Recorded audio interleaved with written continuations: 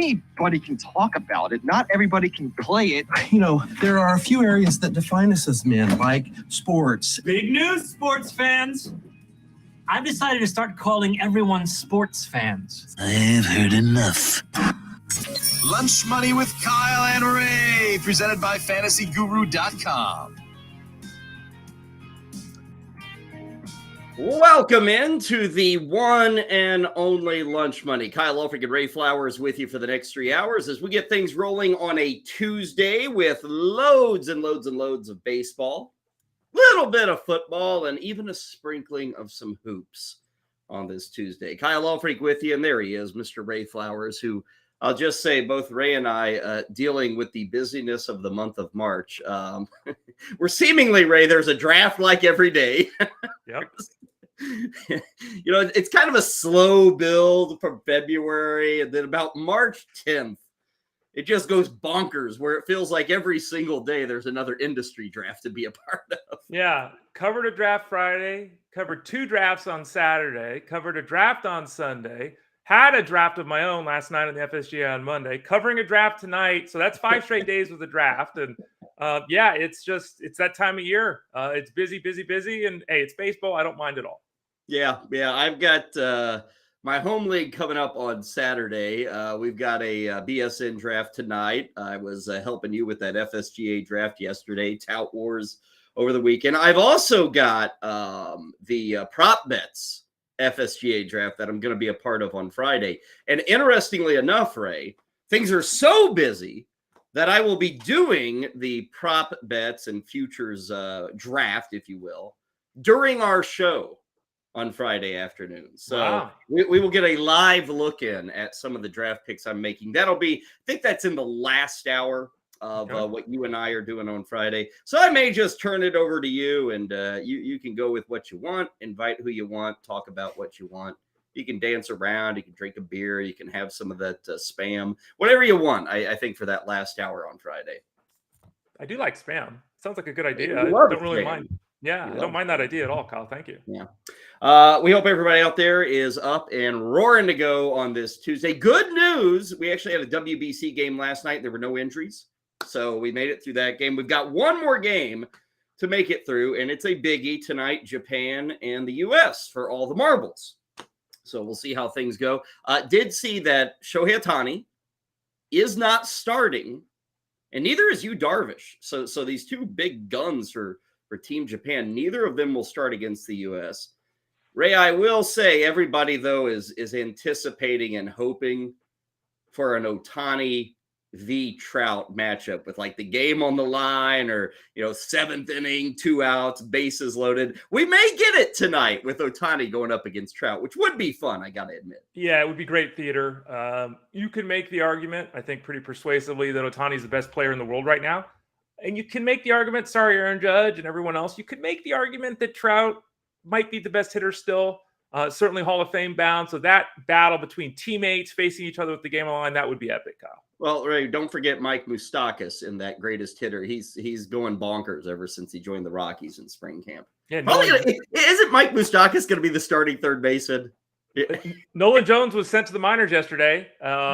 So yeah, I think he will be. I mean, this is one of those things. It's like, the guy, he's a veteran, he's hot, let's go.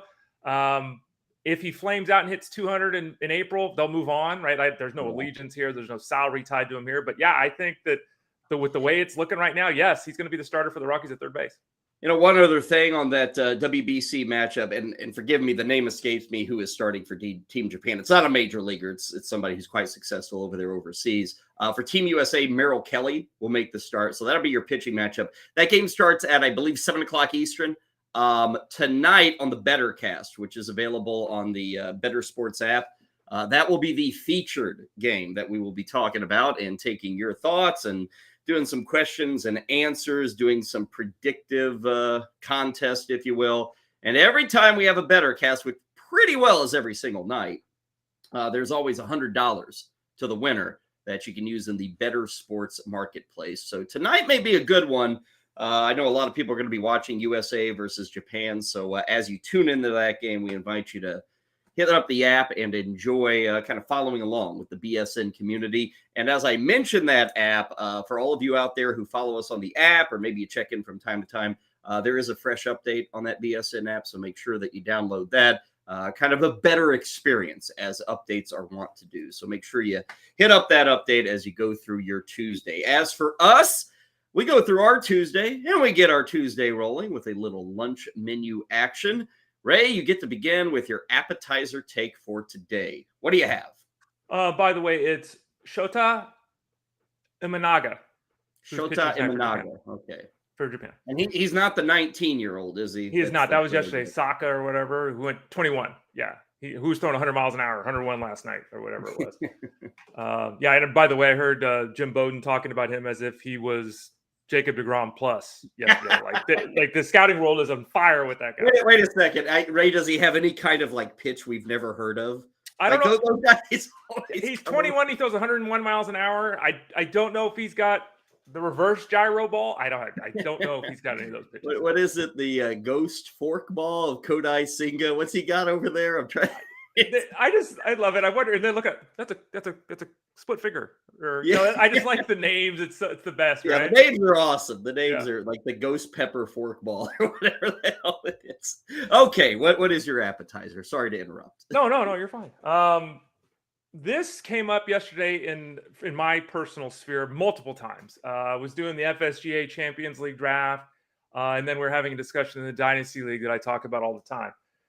We need to make sure as a universe that we're all set and clear and settled on what the rules and qualifications are, and specifically on games played at a position.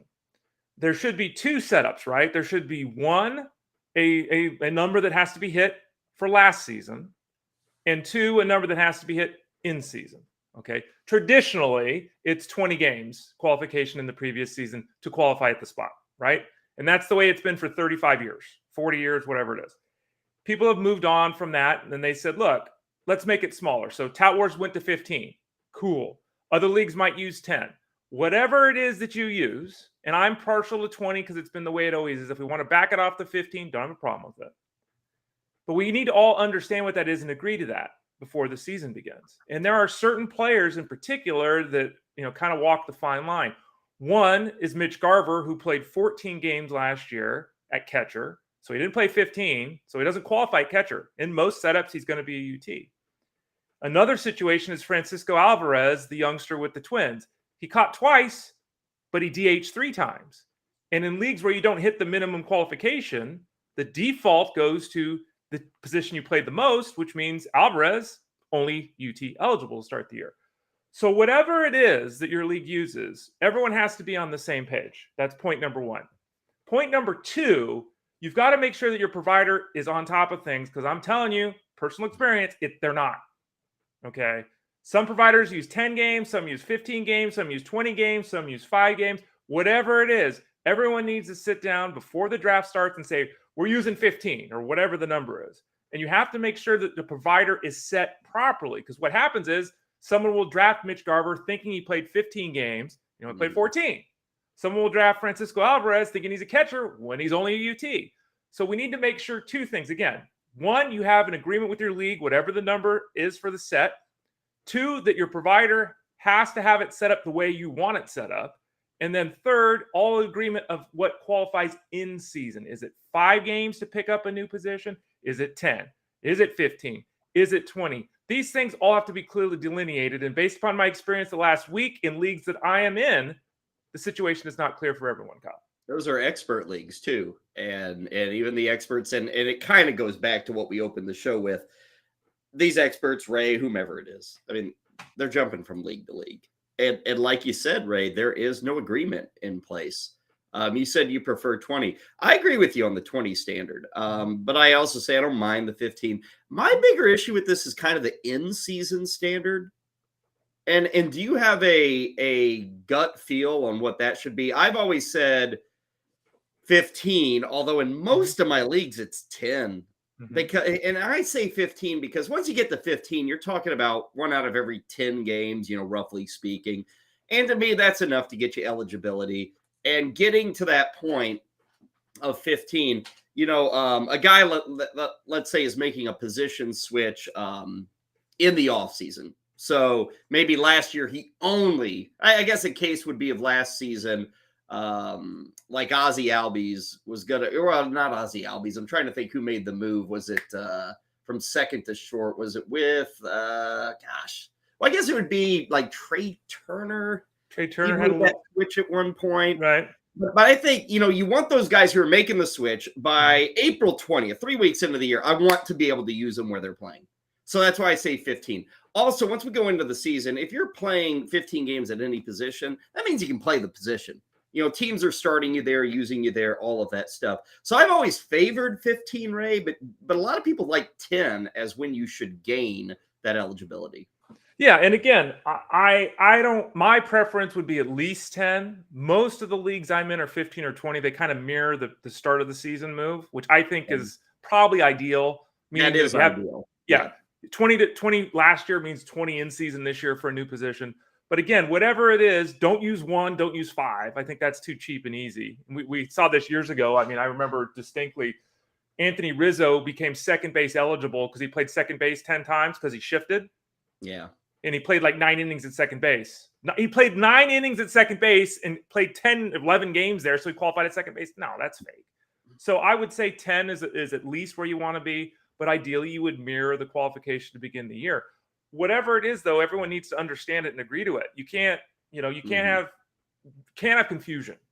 And again, part of the confusion is people not knowing the rules. And part of the confusion is providers.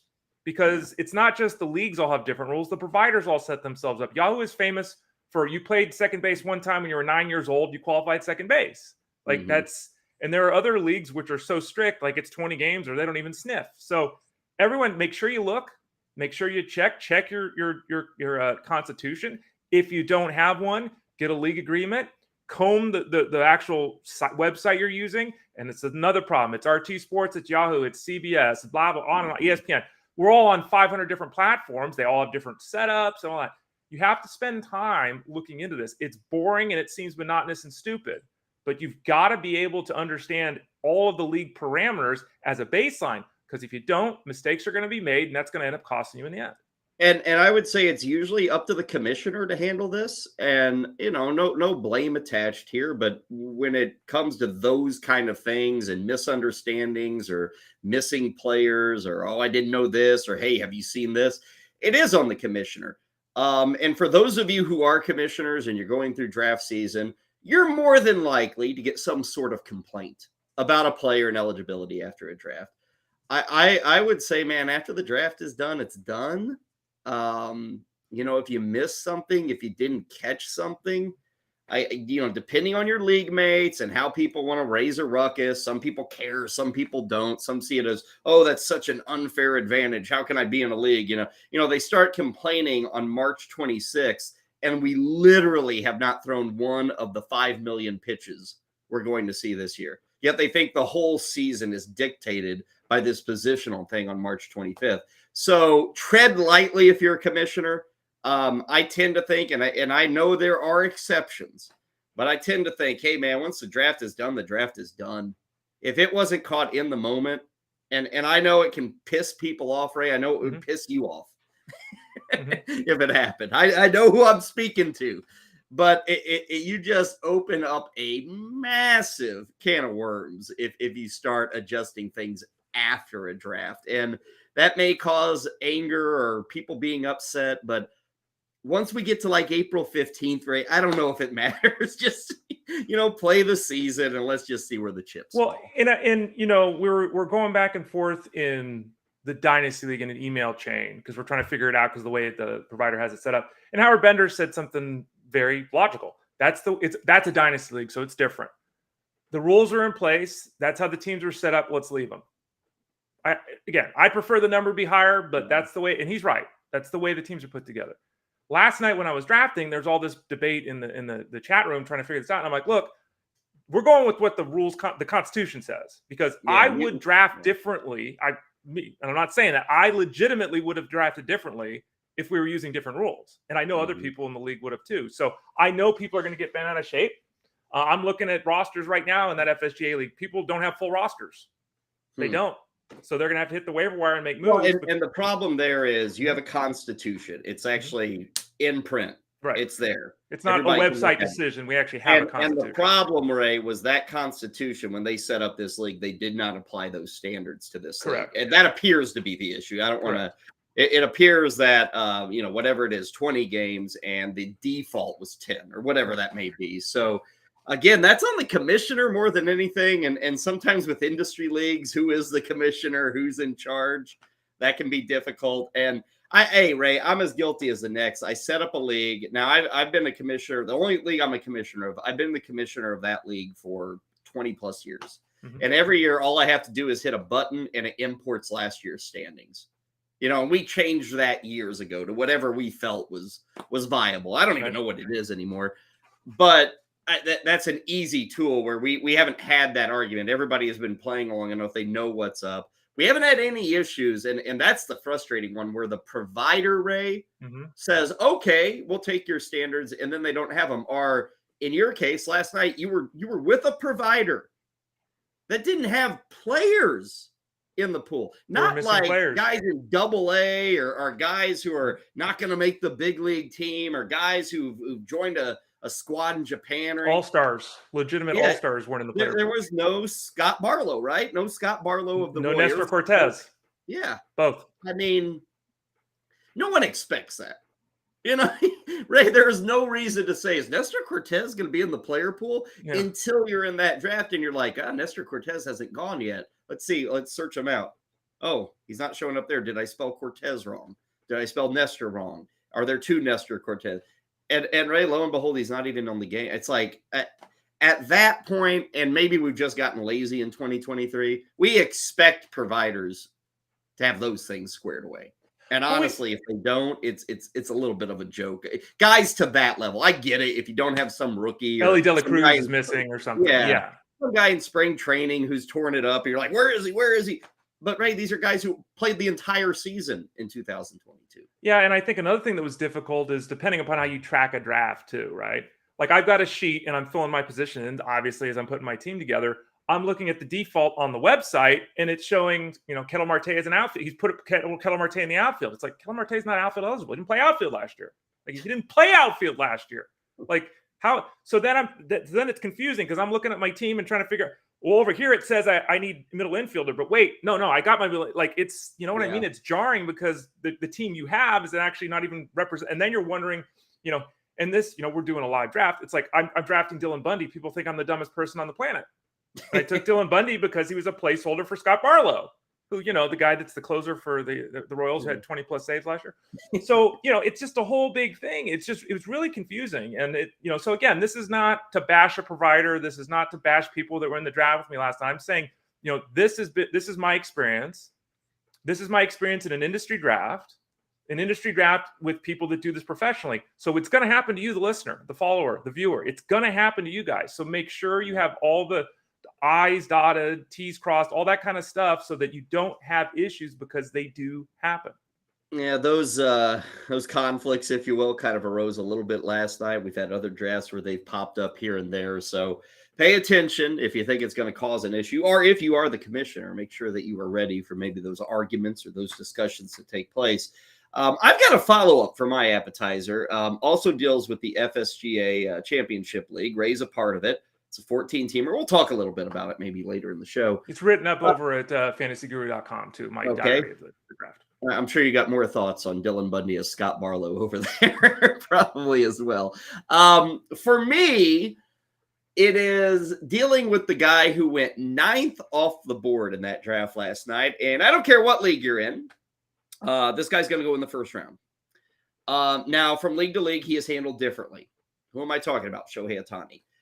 And I started wondering last night, Ray, and I'm going to say probably my answer is wrong. People are going to hear this and say, no, I totally disagree with you, Kyle. But is Shohei Ohtani worth the trouble? What do I mean by that? I would think, and Ray, you may have a better feel on this, in most leagues, Shohei Ohtani is one guy, and you choose pitcher or hitter, right? That's most. I think that's where we're at right now, yes. Yeah, now there are, Tout Wars, he's two different players, I think.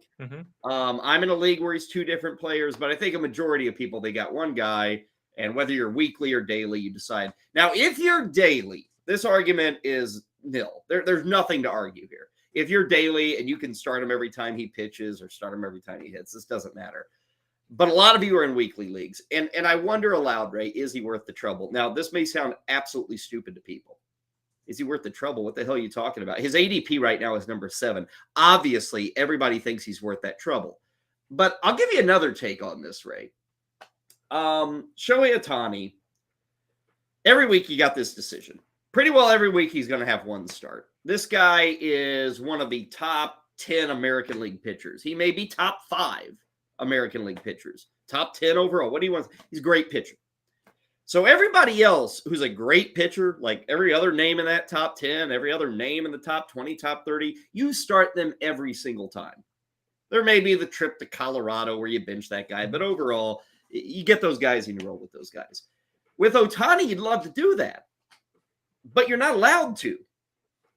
And so you have this real push and pull of what do I do with Shohei Ohtani? And even the 2-start pitcher thing isn't in play. Last season, he started, he didn't miss a start. He wasn't on the IL or anything. He had 1 2-start week. He had 1 from a Monday through a Sunday, had 1 2-start week. Now, that may have been a week where the decision was easy. You said, oh, my God, he's going to pitch on Monday. He's going to pitch on Sunday. Let's do it. What did he do in that 2-start week? Well, check this out. He wasn't any good. Not to his standards, he wasn't any good. He didn't win either game.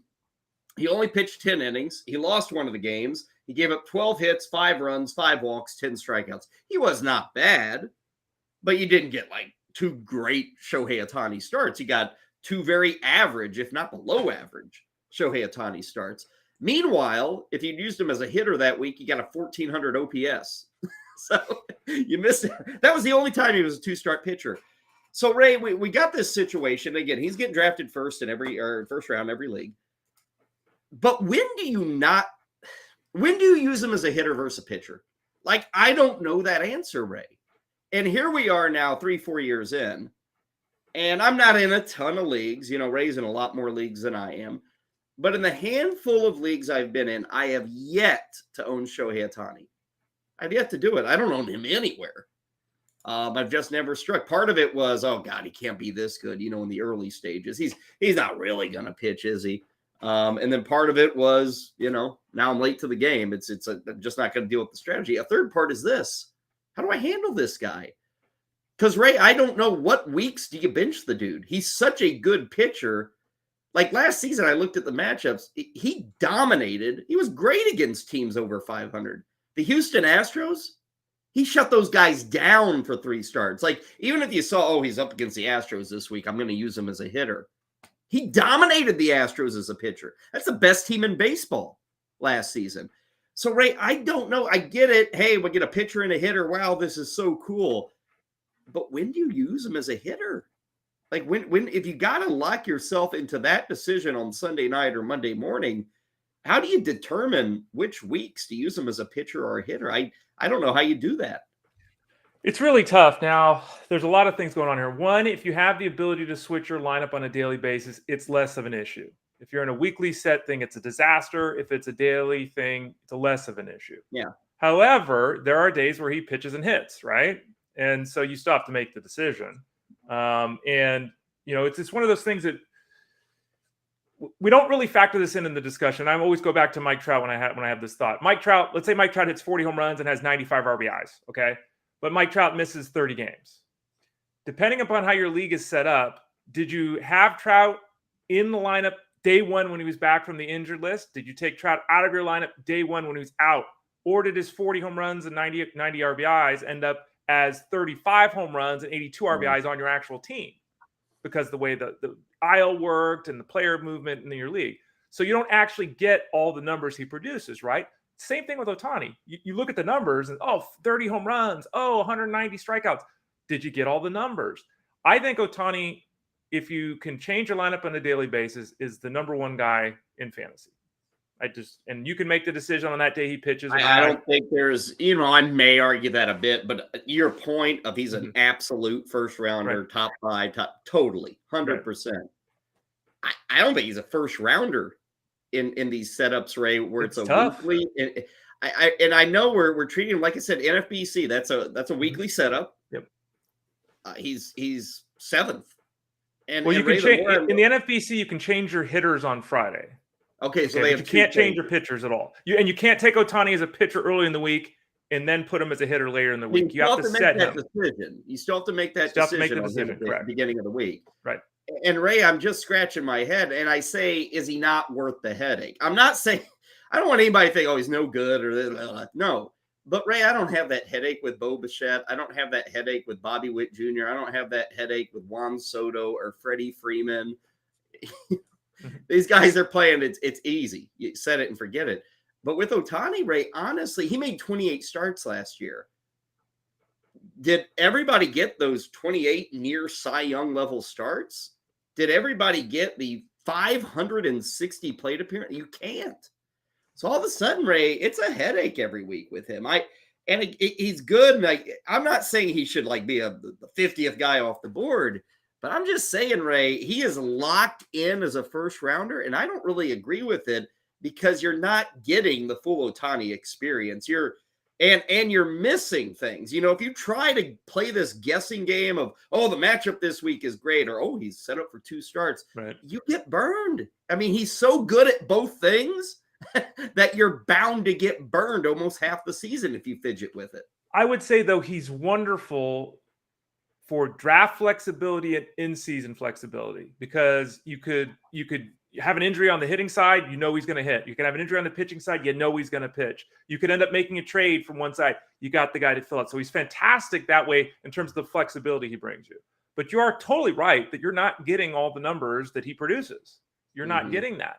And then it's the idea of factoring in what's that worth, right? And it's a great question. And I also, since we're talking about Ohtani, want to bring up in Tout Wars over the weekend. There's 2 Ohtanis, like you mentioned. And there was a debate we had. Larry Schechter was on, and we were talking about. There was a debate we had about should you take both Ohtanis? You shouldn't draft both Ohtanis if you can. And the reason is because what if one Ohtani gets hurt? Now you're down 2 players.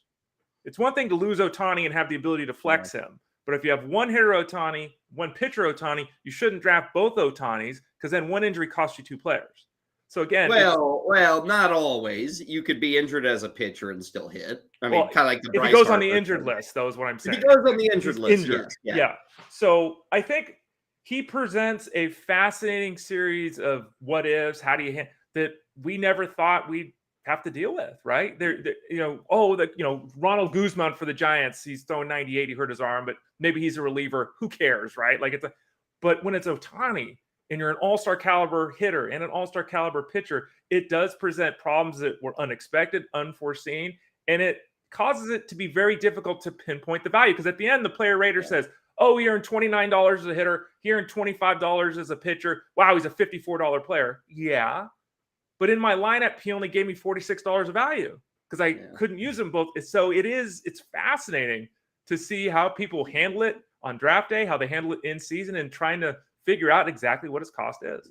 The more I logically think about this, Ray, if you're drafting, and again, I want people to understand this is for those in weekly leagues where he's one player and you decide what he is, and that's what he is. For anybody drafting him in the first round, you're drafting a pitcher. That's how I feel. Because, Ray, I don't know when I'm sitting him. Are you sitting him for any starts? As a pitcher? Is it based purely off the opponent? Oh, he's got the Yankees this week. I'm going to use him as a hitter. Oh, he's got the Astros this week. He's a hitter. Oh, he's got the Mariners this week. He's a hitter. I mean, is that – because I don't know. To me, pitching's hard to find. You got an ace here. This guy's a stud. Yep. I'm not missing out on any of those starts. So I feel like anyone drafting Ohtani, you're making a call on a first-round pitcher. And, Ray, he is going far beyond the other pitchers. He's going at 7 where Corbin Burns is at 14. He's going at 7 where Garrett Cole's at 16, whatever it may be. I feel like people are drafting a pitcher much, much more than they're drafting a hitter with Ohtani. Yeah. I would find it difficult, barring just the way my team injuries. Well, I would find it difficult not to go in with the expectation that every time Ohtani starts, I want to have him on the hill. Mm-hmm. Yeah. And again, you might have to massage that based upon injuries and other matchups and all that. But yeah, you can find 30 home runs, right? You can find 80 RBIs. You can find 10 steals. You can find these things. You can't find a 1 ERA, a 1 whip and 11 strikeouts an inning. Can't find that unless it's AJ Minter, right? And that's the guy that's only throwing 60 innings. So, yeah, I agree with you. I think you have to go in with the expectation that 95% of the time, at least, you're likely looking at starting Ohtani. And all this being said, my original question, is he worth the headache? A lot of you would still say yes, he is, because he's a star. If that's the headache I got to deal with, I'm still getting a superstar. Probably no matter my decision, I'm still getting either a really good hitter or an absolutely great pitcher. To me, though, I don't think he is the more I think about it. I'd rather just go with Bo Bichette or Bobby Witt Jr. I'd rather just go that route. But all of us will have to make that determination if you are in such a league setup. Moving on to our main dish for today, we are talking outfielders this week on Lunch Money. Today, we will take a look at some of the surprises in the outfield. There were some giant ones. Guys going in the 300s and 400s overall in ADP. By the end of the season, they were second or third outfielders. So we'll hit on those. And do we see a follow-up in 2023? As for the side dishes, we've got more on the AL East. We will get you up to date on all the storylines from the offseason for teams like Baltimore, Boston, New York, Tampa, and Toronto. We do have a little bit of football today. Ray, how about the Houston Texans? So don't sleep on those Texans. Yesterday, I was complaining that they give Tunzel all this money, and I said, "Oh my God, you got these other needs." Well, Ray, they tried to address a couple of needs. Dalton Schultz is now with the Texans.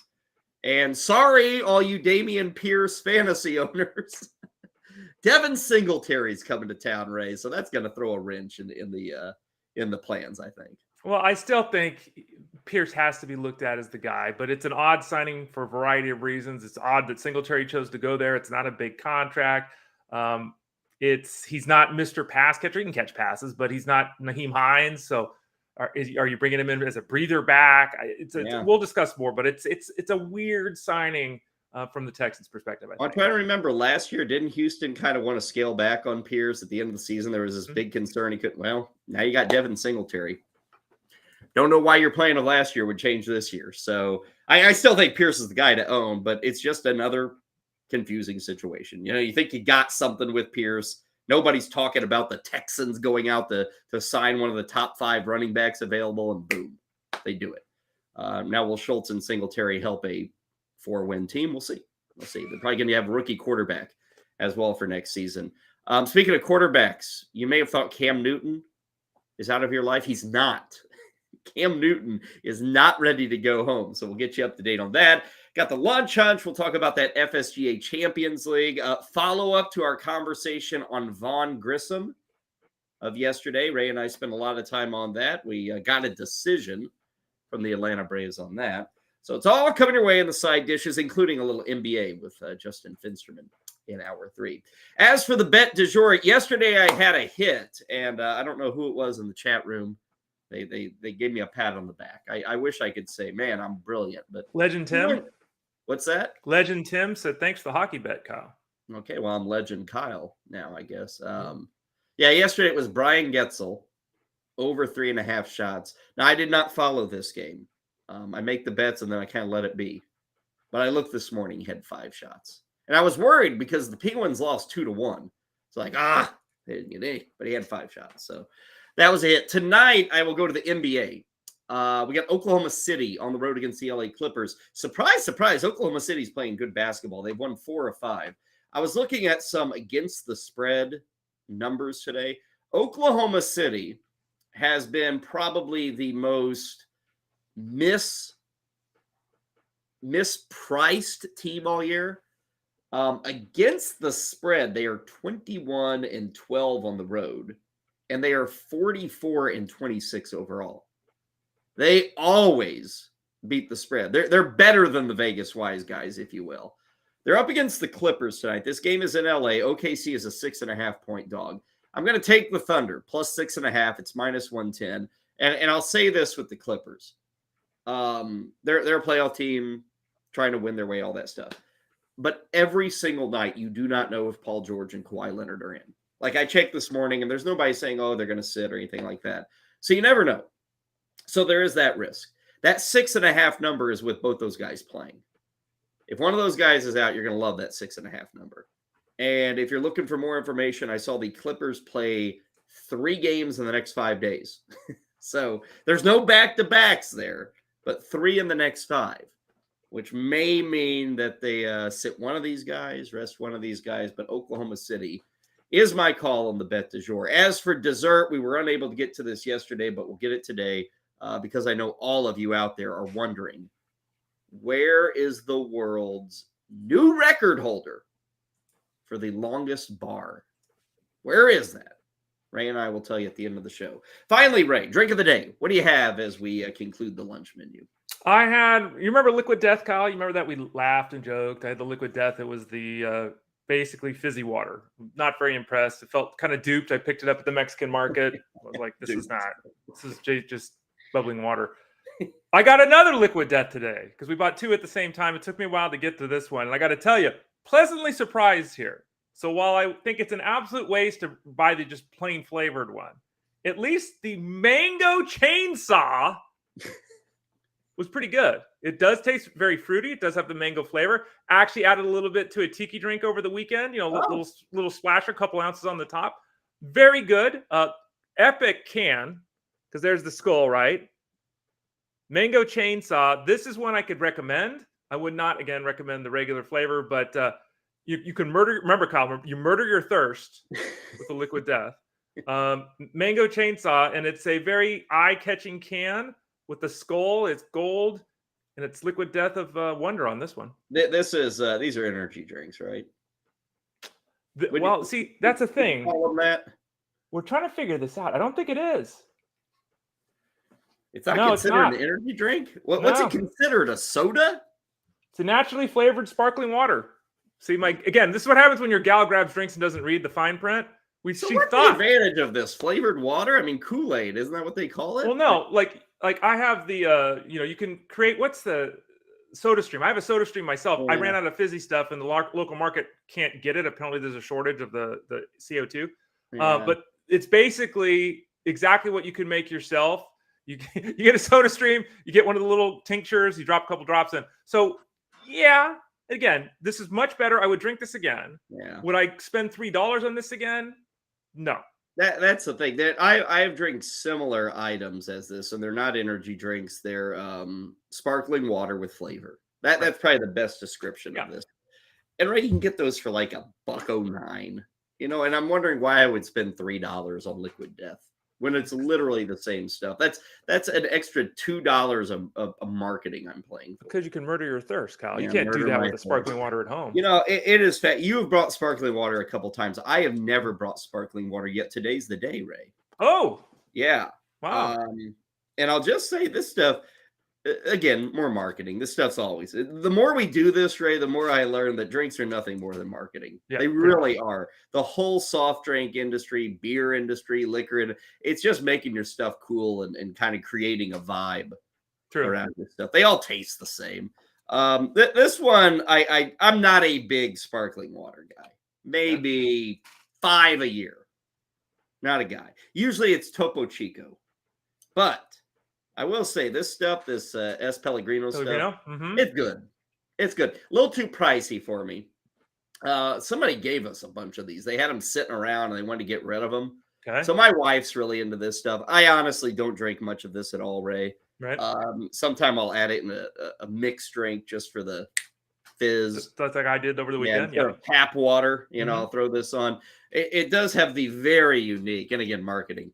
Tinfoil pull-off. Yeah, it's nice, huh? It's like the old Mitch Hedberg joke where he always he had a problem with bread that you have your plastic bag for your bread, and then there's another bag to open up, like the bread's double encased. And he was like, "Why do you have to put another step between me and toast?" That's the same thing with it. Why? Now I got to open it twice just to get some damn water. This does nothing. This doesn't make it any better. It's marketing, like you said. That's probably all it is. Yeah. Yeah. Italian sparkling water, product of Italy. Now, this is mineral water. And I've always wondered with this stuff, when is the mineral water going to run out? Does it ever?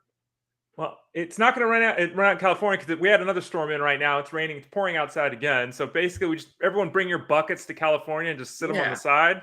Have you started building an arc yet, Ray? I mean, you gotta get you gotta get Ollie's second. You gotta get Dexter's second. You gotta start loading that sucker up. Yeah. By the way, it was Silicon Valley. Remember my mom house? My mom was without power for almost 5 days in Silicon Valley. Did your brother get power back? Yeah, after 4.5 days. Yeah. Yeah. And it turns out that the broken pole was in someone's backyard, like a block over. So it was right there. But now you know how the old 49ers lived, Ray, the gold miners. This is when you guys all made the move out there. This is what they had to deal with. Yeah. Well, everyone here has got the above ground power cables. And when you have a storm and a tree falls over, it knocks the cable out. So we need to infrastructure everything underground, which is bazillions of dollars. So there's that. But no, we haven't figured out a way to, I don't think, catch the water. I think we're just getting flooding. Trees are falling down. Trees die because they didn't get any rain, so they're barely alive, right? Then the rain comes, they fall out down the hill because of the mud, because they're not live. So it's a whole big thing. So now there's floods and there's mudslides, and it's biblical here, Kyle. We don't have an arc, though. Ray is going to do the reverse move. He's moving to Oklahoma. Yeah, right. Give me a tornado. Yeah, he's going to be the new John Steinbeck. He'll be writing a novel about leaving California and going to Oklahoma. That's the move he's making. You mentioned the underground stuff. I wonder, in such an earthquake zone, can you even do that? Like, I don't think you could. The home we rent out, the pole is 25 feet from the house. So it's a really short run. So when they built the home, they just ran it right underneath the ground. So it comes down the pole right into the house, which is simple and easy. But to your point, if you're talking about running, 1,500 feet, mile up, probably not. There's no real good answer. Mother Nature's got plans that none of us have plans around. So yeah, I'm sure there's pluses and minuses to both angles, Kyle. And you can't keep your banks in business, Ray. You got no electricity out there. Sounds like a hellhole out in that state. It's not that bad, but there are definitely concerns growing. And I'm not one of those that picks on California. Okay. I will play this every time I've been to California. It's phenomenal. I get it. Like, the taxes. It's like, dude, pay whatever tax you want. Look at this view. Yeah, look what I got. I'm a half hour from the hills, and I'm 22 minutes from the beach. It's a pretty good setup. All I'm looking outside, Ray, is I'm saving, 4% on taxes, but all the trees outside don't have leaves. There's dead limbs everywhere. And no cloudy skies, no hills, a lot of creeks, ditches, mud, sounds gray. So, like I said, give me a 4% extra tax. If I put me near the ocean for 4%, yeah, you'll take it. Sign me up. Maybe I'll move out there. Maybe I'll make a move out there at some juncture. Okay, that is our lunch menu for this Tuesday. When we return on Lunch Money, got some spring updates, a little WBC to tell you about, a little Vaughn Grissom to tell you about. And then we're going to follow up on outfield surprises of last year and the likelihood that they can follow it up with an encore in 2023. We're talking about names like Kyle Schwarber, Adolis Garcia, Stephen Kwan, and even Taylor Ward. Last year, Taylor Ward, nowhere to be found. You should see Taylor Ward's ADP a year ago. It's a little different this year. We'll tell you about his reliability for this season and those other guys. It's all coming your way next on Lunch Money right here on BSN. Washington Commander fans, it's time to rejoice. The day you've been waiting for seems like it's finally on the way. And you know what day I'm talking about. No, not the next time you have a parade down Constitution Avenue. That's still years away. But the day you get to say goodbye to the man who has owned that franchise since 1999. It's Daniel Snyder. You know it well because he's been the worst owner in sports in the 24 years he's owned that football team. That once proud franchise, the Washington Redskins, the Hogs, the championships, Doug Williams, Joe Gibbs. Now what you have left behind? Memories of Albert Hainsworth. How did that work out? Horrible free agent signings, not to mention the scandals. Just this past 18 months alone, the horrible reveal of the Commanders' team name when everybody knew who it was the day before. Oh, that Sean Taylor statue, that gimmick, that joke. How about the touchdown celebration of the mascot, the Tutty? That was horrible. You keep getting in your way, time and time again. The best thing you had for your fan base this offseason was hiring them an offensive coordinator. And now the latest scandals, financial misconduct, all these things you got going on. Yet you want Roger Goodell and the NFL to look the other way while you negotiate yourselves a team on your terms. It don't work like that. Only person you really got on your side is Jerry Jones, and it's not going to be enough. So go ahead, Daniel Snyder, do the right thing. Sell the team, go on about your business. Don't worry about this no more. The fan base deserves better. You've done a lot to tear this situation down. It's just time to walk away. Don't try to negotiate your own terms. Do the right thing and give the Washington, D.C. natives, give the people inside the Capitol Beltway their team back. You can find more contents like this at Bettor Network on TikTok, Instagram, Twitter, and YouTube.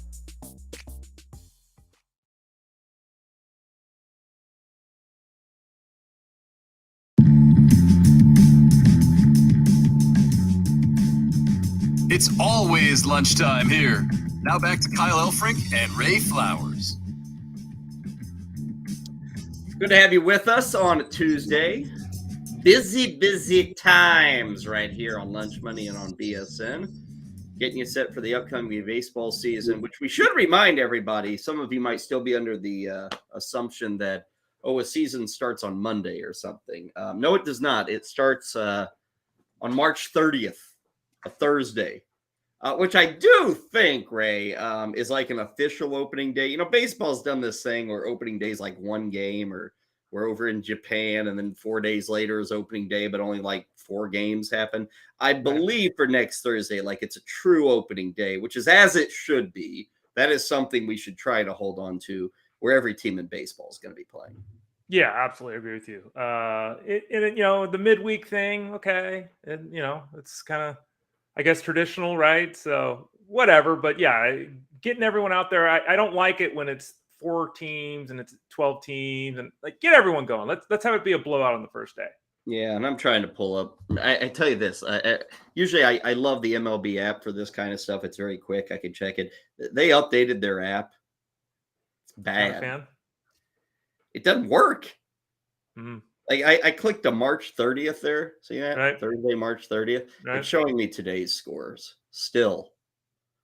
And I get it. I can reload it and everything, but I'm sorry. When you build an app, people are hitting your app to open it now. They don't want to have to open and close it. It also takes longer than usual to load. It used to load up in like 2 seconds. Now it takes about 5.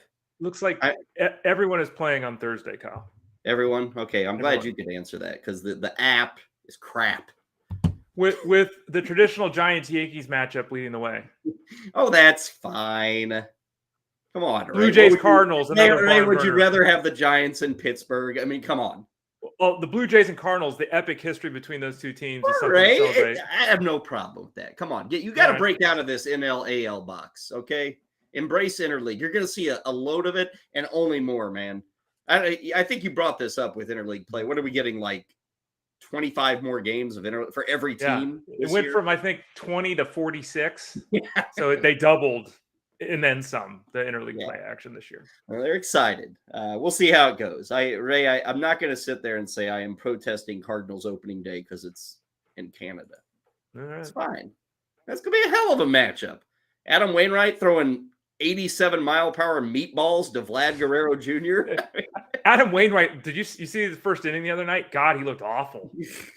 And he rebounded. He walked the runner in, and then that was it. But he looked terrible to start that game. But he found it. The veteran found it.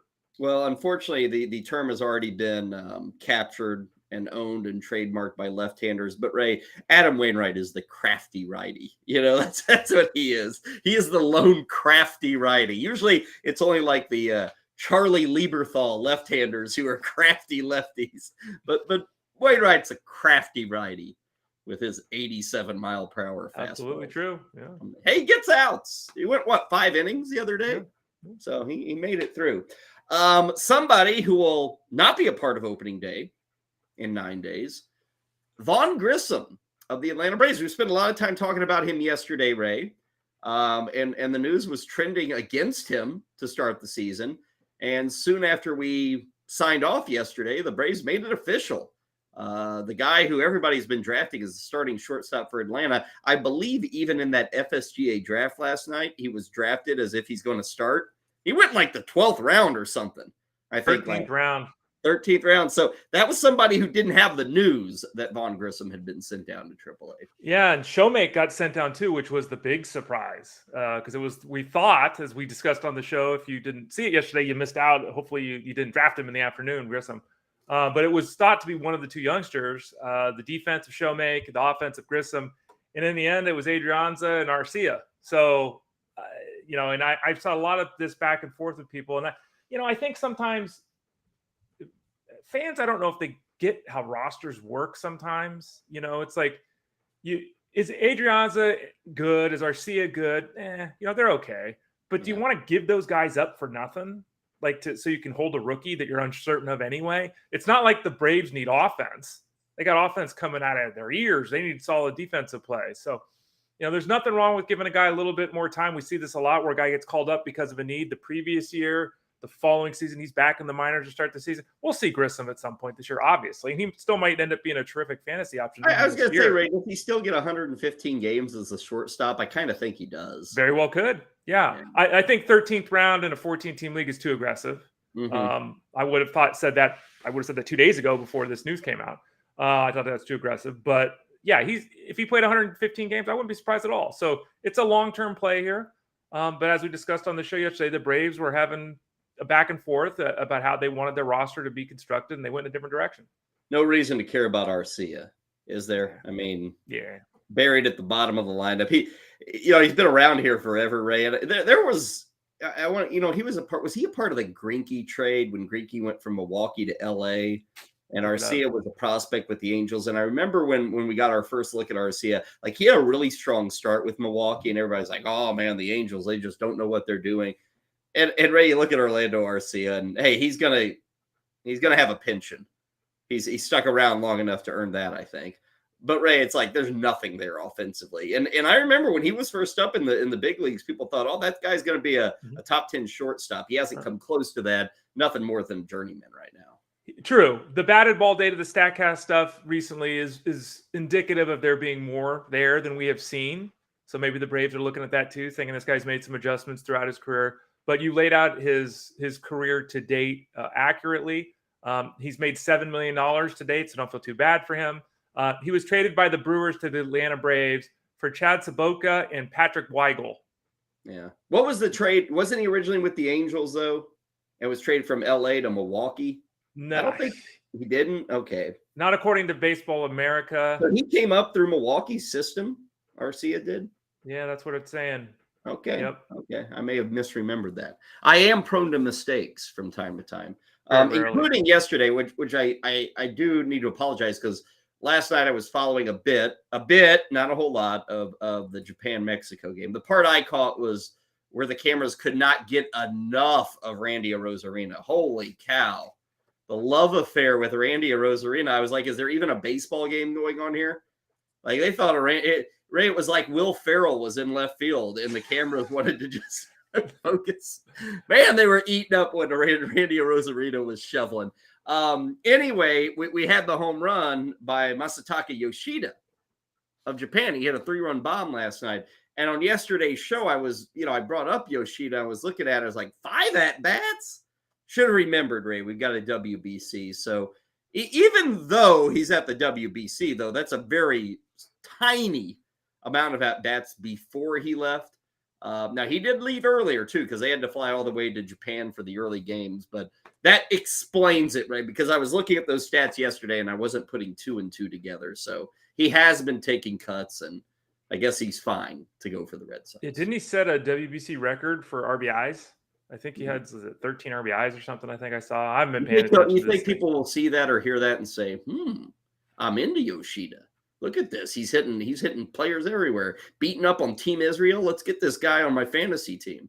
Yoshida went in the 13th round last night in a 14-team league.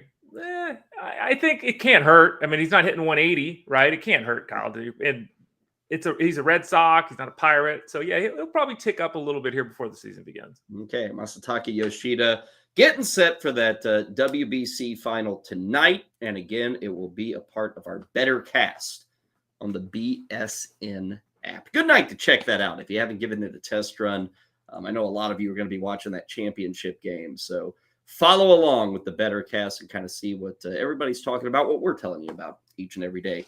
Okay, let's go to the outfield. Yesterday was day one of our week-long rundown of all things outfield, and kind of introduced you to the position yesterday. We talked about Michael Harris, some of the reasons I'm cool on Michael Harris, some of the reasons Ray is fine with Michael Harris for the most part. Today, we move into a spot that Michael Harris would certainly be a part of. Now, I didn't include him here because we talked about him a ton yesterday. But Ray, it is time now to talk about the guys who surprised us last season and what the opportunities look like for another run through in 2023. As they like to say, to run it back with these guys. So Harris was a guy, again, who was pretty well undrafted everywhere. But there were other guys who, even if they were drafted, they were pretty late. And they ended up being near stars. We'll start, Ray, with the guy who ended up as the home run leader in the National League. He, a year ago, was the 27th outfielder off the board. He was outside the first 100 selections. He is Philadelphia Philly leadoff man, Kyle Schwarber, who, Ray, I guess you could say, fair to say last year's as good as it can get. I mean, with Schwarber's approach and what he does, really, he can be elite with the home runs. He can be elite there. As a leadoff hitter, though, he's kind of limited with the other stuff. You're not getting a whole lot of ribbies when you're pounding leadoff home runs. You're not. And the interesting thing with Schwarber is he was terrific last year. I think your point about can he be better is totally valid. Let's not forget he hit 218. Like, I think everyone just blows past that. He hit 218, which, that's the second time in 3 years he hasn't hit 220. Yeah. Now, he walks a ton. He continued to do that last year. But because his batting average was so spotty, his 323 on base percentage was 16 points below his career mark there, too. So his batting average was way down. And because of that, his on base percentage was way down. His slugging percentage last year was only 9 points above his career mark.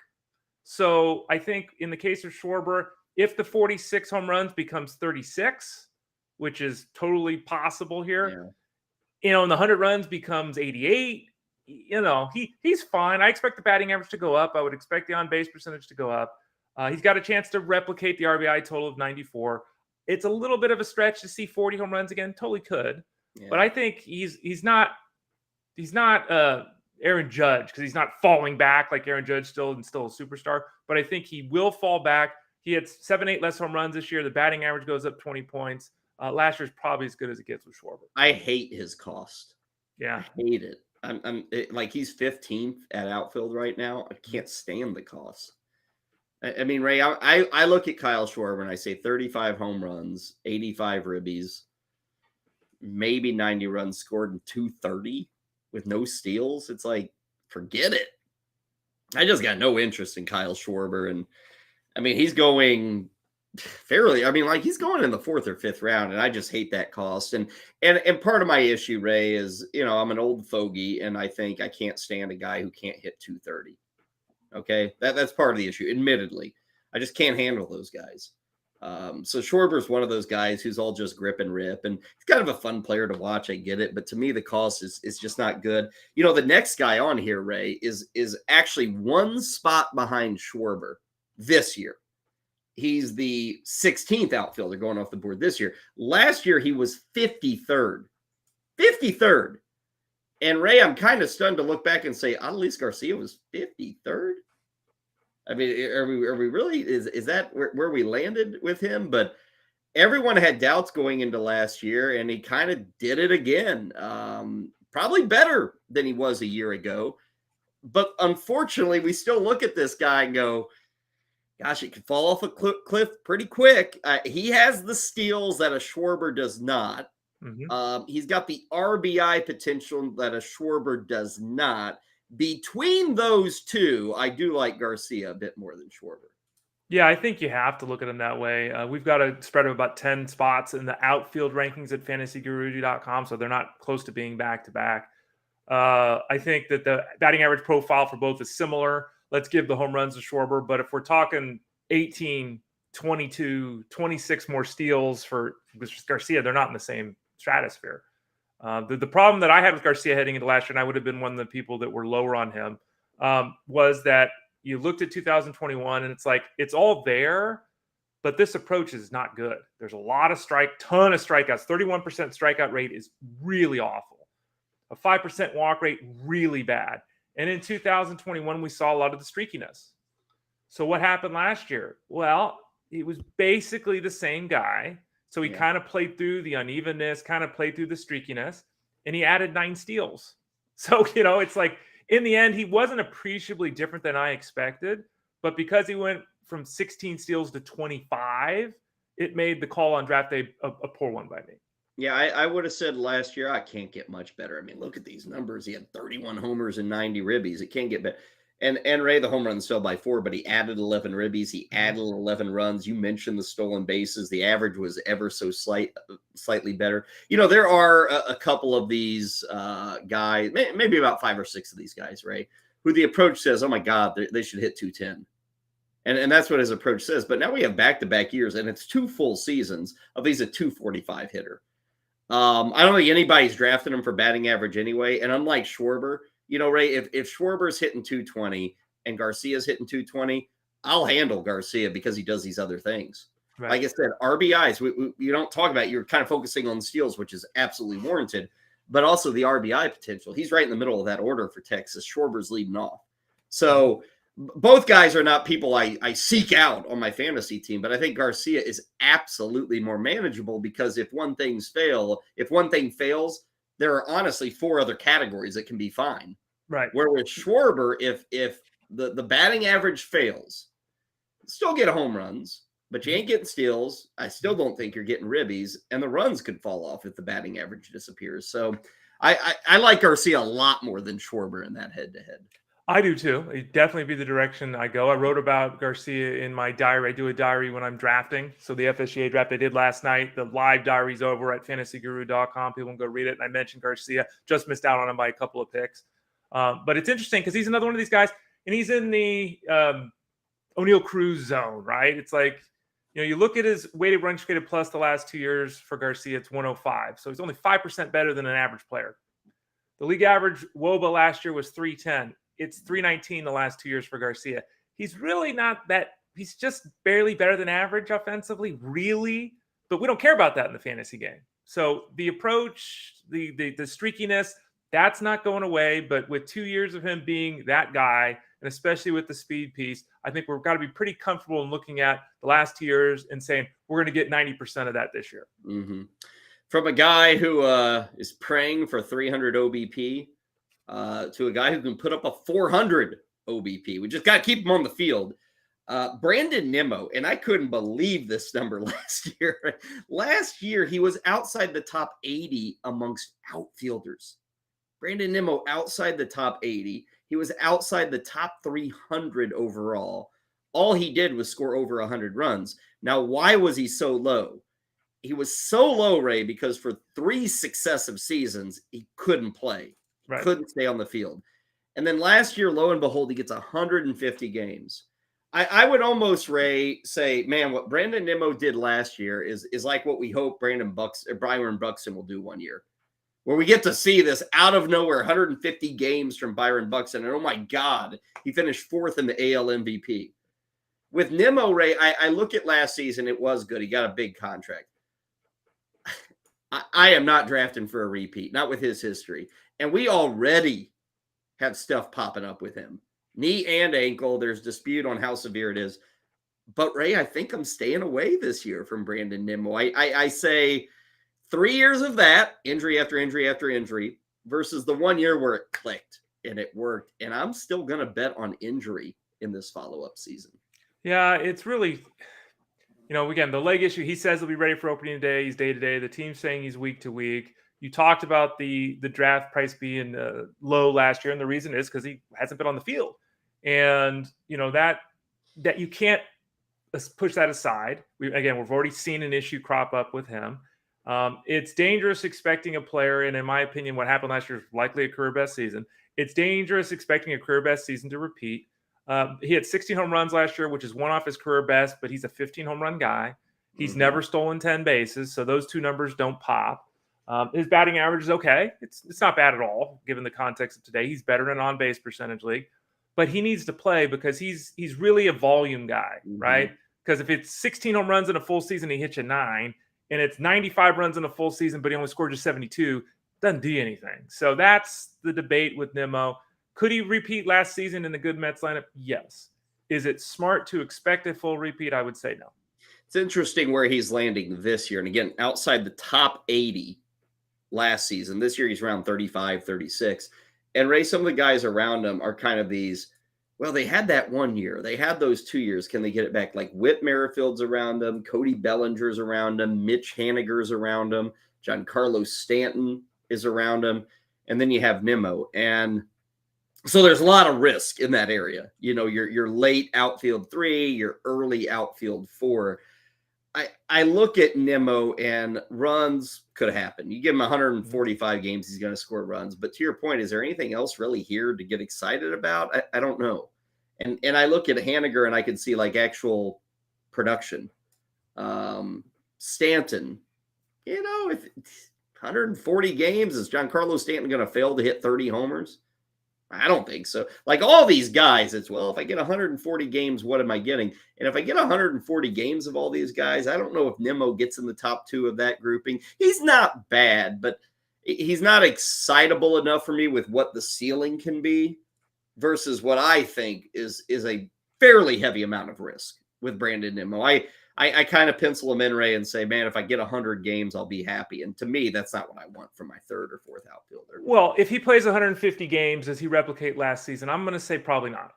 I think he can come close. He can come close. Pretty well. He can come close, okay? But I'm going to say probably not. If Giancarlo Stanton plays 150 games, he goes 41-20. Yeah. To your point, which is making a difference, right? So we're just in an era where if you hit 15 home runs and you still 8 bases, you know, you better score 100 runs because you're just a depth guy.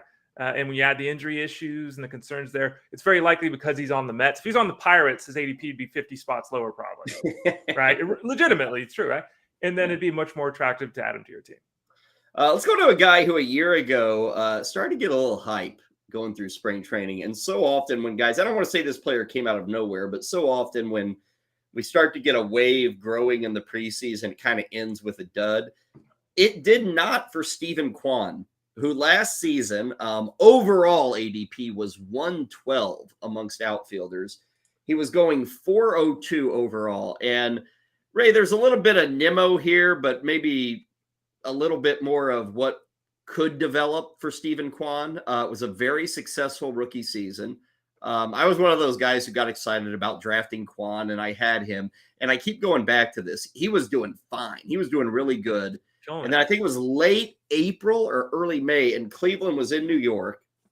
And it was that game, I don't know if people remembered, where like somebody threw a beer or something at Stephen Kwan, and whoever the center fielder was for the Guardians, like jumped on the wall and started yelling at the fans. It was like a real mess. And it was like Saturday afternoon. Anyway, Kwan suffered a concussion in that game. And he was out for like a week, and then he came back and he couldn't hit. And you're like, this is just kind of falling flat. And he wasn't going to hit home runs, and he wasn't going to, drive in 85 runs. So Ray, I had to bail on him. And outside of like that three week, concussion and coming back and just getting right.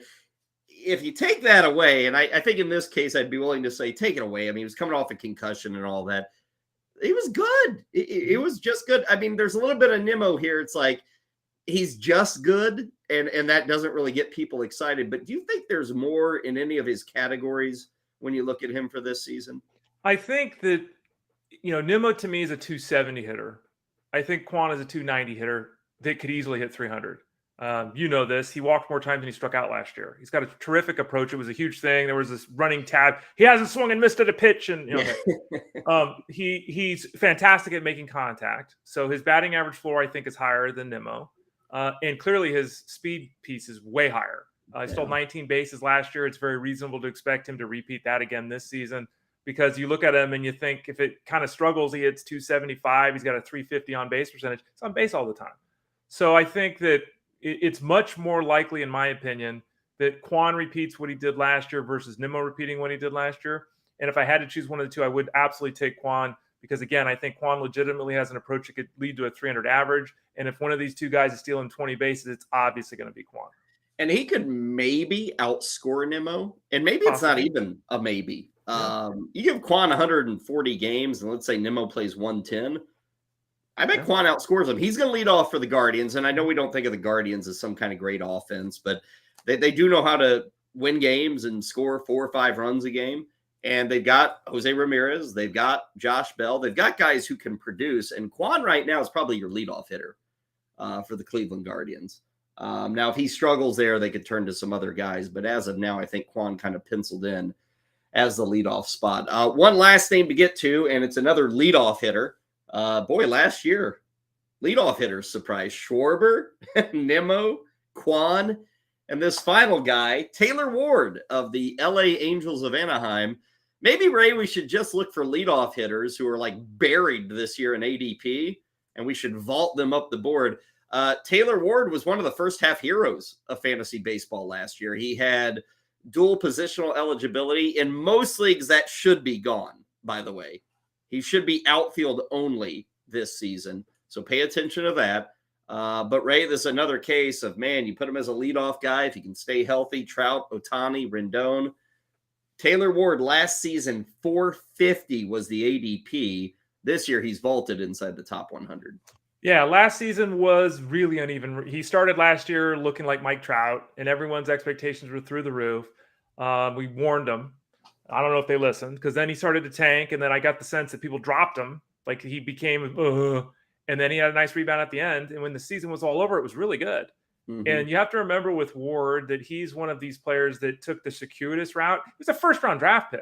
Like a lot of people forgot, this was not some dude out of nowhere. It's a first-round draft pick, and he can never quite find a position. He can never quite stay healthy. He was given opportunities at the big league level, never really got it done. Always seemingly got it done in the minors, but never got it done in the big leagues. And it kind of just came together last year.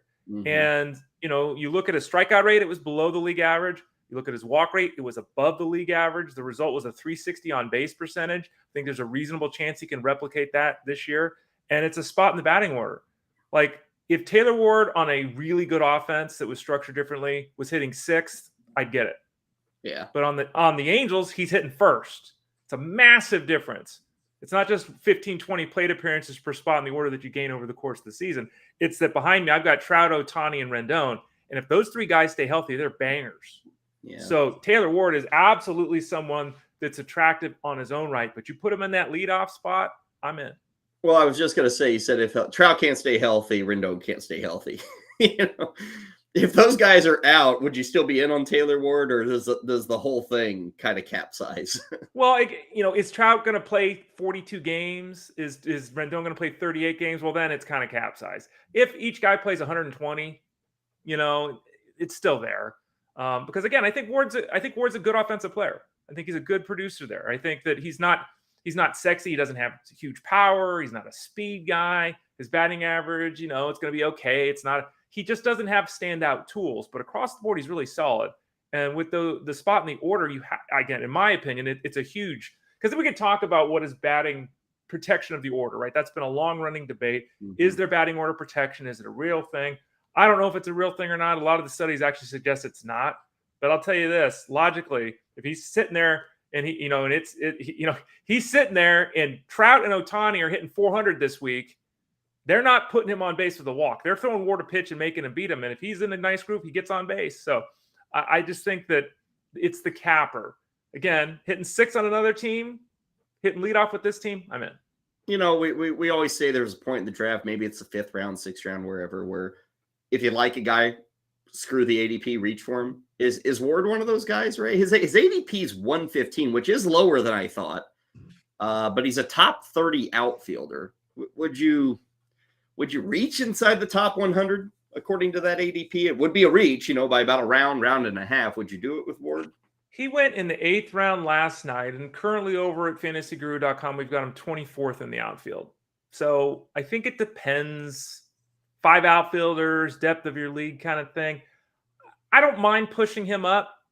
I don't like what we were talking about. Would I push Kyle Schwarber up? I wouldn't. would I push Taylor Ward up a little bit? I could sign off on that. Okay. Those are the surprises of last year in the outfield. Now, there were many of them. Those are the 5 we decided to spotlight. Tomorrow, we'll go to the other side of the coin, the letdowns of last season, and we'll see if they can flip that script in 2023. Reminder, keep yelling at us in the chat room. We love to hear from you guys. Give us your thoughts, whatever you got, maybe some questions as we lead up to draft day. When we return on Lunch Money, an update on 3 youngsters in spring training. How are they doing? What is the latest? Nick Lodolo, Gunnar Henderson, and oh yeah, let's throw in a guy that nobody seems to be talking about. Like nobody. Texas third baseman Josh Young. Tell you what he's up to in spring camp and run you around the cactus and grapefruit leagues next, right here on BSN. Moose and Keith, weekdays at 10 a.m. Eastern. The word genius is there. Bob Glauber, it describes him. Bob, so when's the last time that Twitter defeated you? Because I've been defeated by Twitter today. I'll tell you how Twitter defeated me one time. I had the mistaken impression that the year that Troy Polamalu won the Defensive Player of the Year, it looked like it was going to go to Clay Matthews Jr. And I tweeted it. And there was a guy on the media bus. He was like, oh, yeah, he's got it, a guy I trust. I won't tell you who it was, but his initials are Mike Garafalo. So I went with it. Got a DM from Rich Eisen, NFL Network. He goes, you sure about that? I go, oh, man. Oh, I just got this wave because like accuracy to me is really important. Yeah. So I'm literally on the media bus. We're just getting back from media day. We are slipping and sliding in Dallas. It's snowing. I get off the bus. I open my laptop. I am hunched over, and I just like literally people are passing me. Bob, what's wrong? And it was Polamalu, and Adam Schefter had retweeted me. Trey Wingo had retweeted me. I'm like, I'm dead. So when it's Polamalu, then how do you handle that? Like, what was the subsequent tweet I think afterwards? I said got some bad Twitter info. I didn't put Garafalo's name on there. I had to 10 years later, you can out him. I like that. Yeah. You know, he wouldn't mind that. He knows the stories. Yeah. He actually said to me, "Hey, Bob, I think you might have jumped the gun on that." I was like, "Oh, crap." There we go. Campus to Canton on the Bettor Sports Network. Would Dion bench Shador? I don't think he would. Like, how bad would it have to be? Because we've seen horrendous quarterback play from this Colorado team for the last, 5 years? JT Shroud, Brandon Lewis, just terrible quarterback play. Like, they were 131st, which is dead last in pass EPA per play. Obviously, it will be better, but how bad does it have to be for him to bench his own son? Like, I'm not sure he will ever either, like, especially with the attitude that he came in with. If they don't get Rashada, who do they bench him for this year anyway? I don't know that there's another answer on that roster that you go to. They don't really have a guy behind him. So I don't even know if we would know the answer to that until the next year, assuming that, he doesn't declare for the draft, he returns, they bring somebody else that's competent and behind him. If they're going to do this the Lincoln Riley way, next year would be the class to bring somebody in. Shador Sanders is going to be a third-year player. So he's going to play 2023. I don't think he's declaring for the 2024 NFL draft. So he's going to play in 2024 and then declare for the 2025 NFL draft. And let's remember this. He hasn't had a full recruiting cycle at Colorado. He will have that next recruiting cycle. So maybe he could get one of these class of 2024 quarterbacks there to come to Colorado. However you're invested in sports, from betting to fantasy, collectibles, and more, join our community on Bettor Sports Network.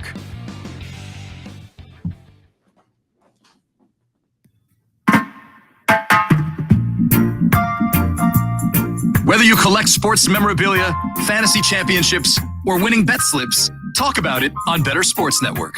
Now back to Kyle Elfrink and Ray Flowers.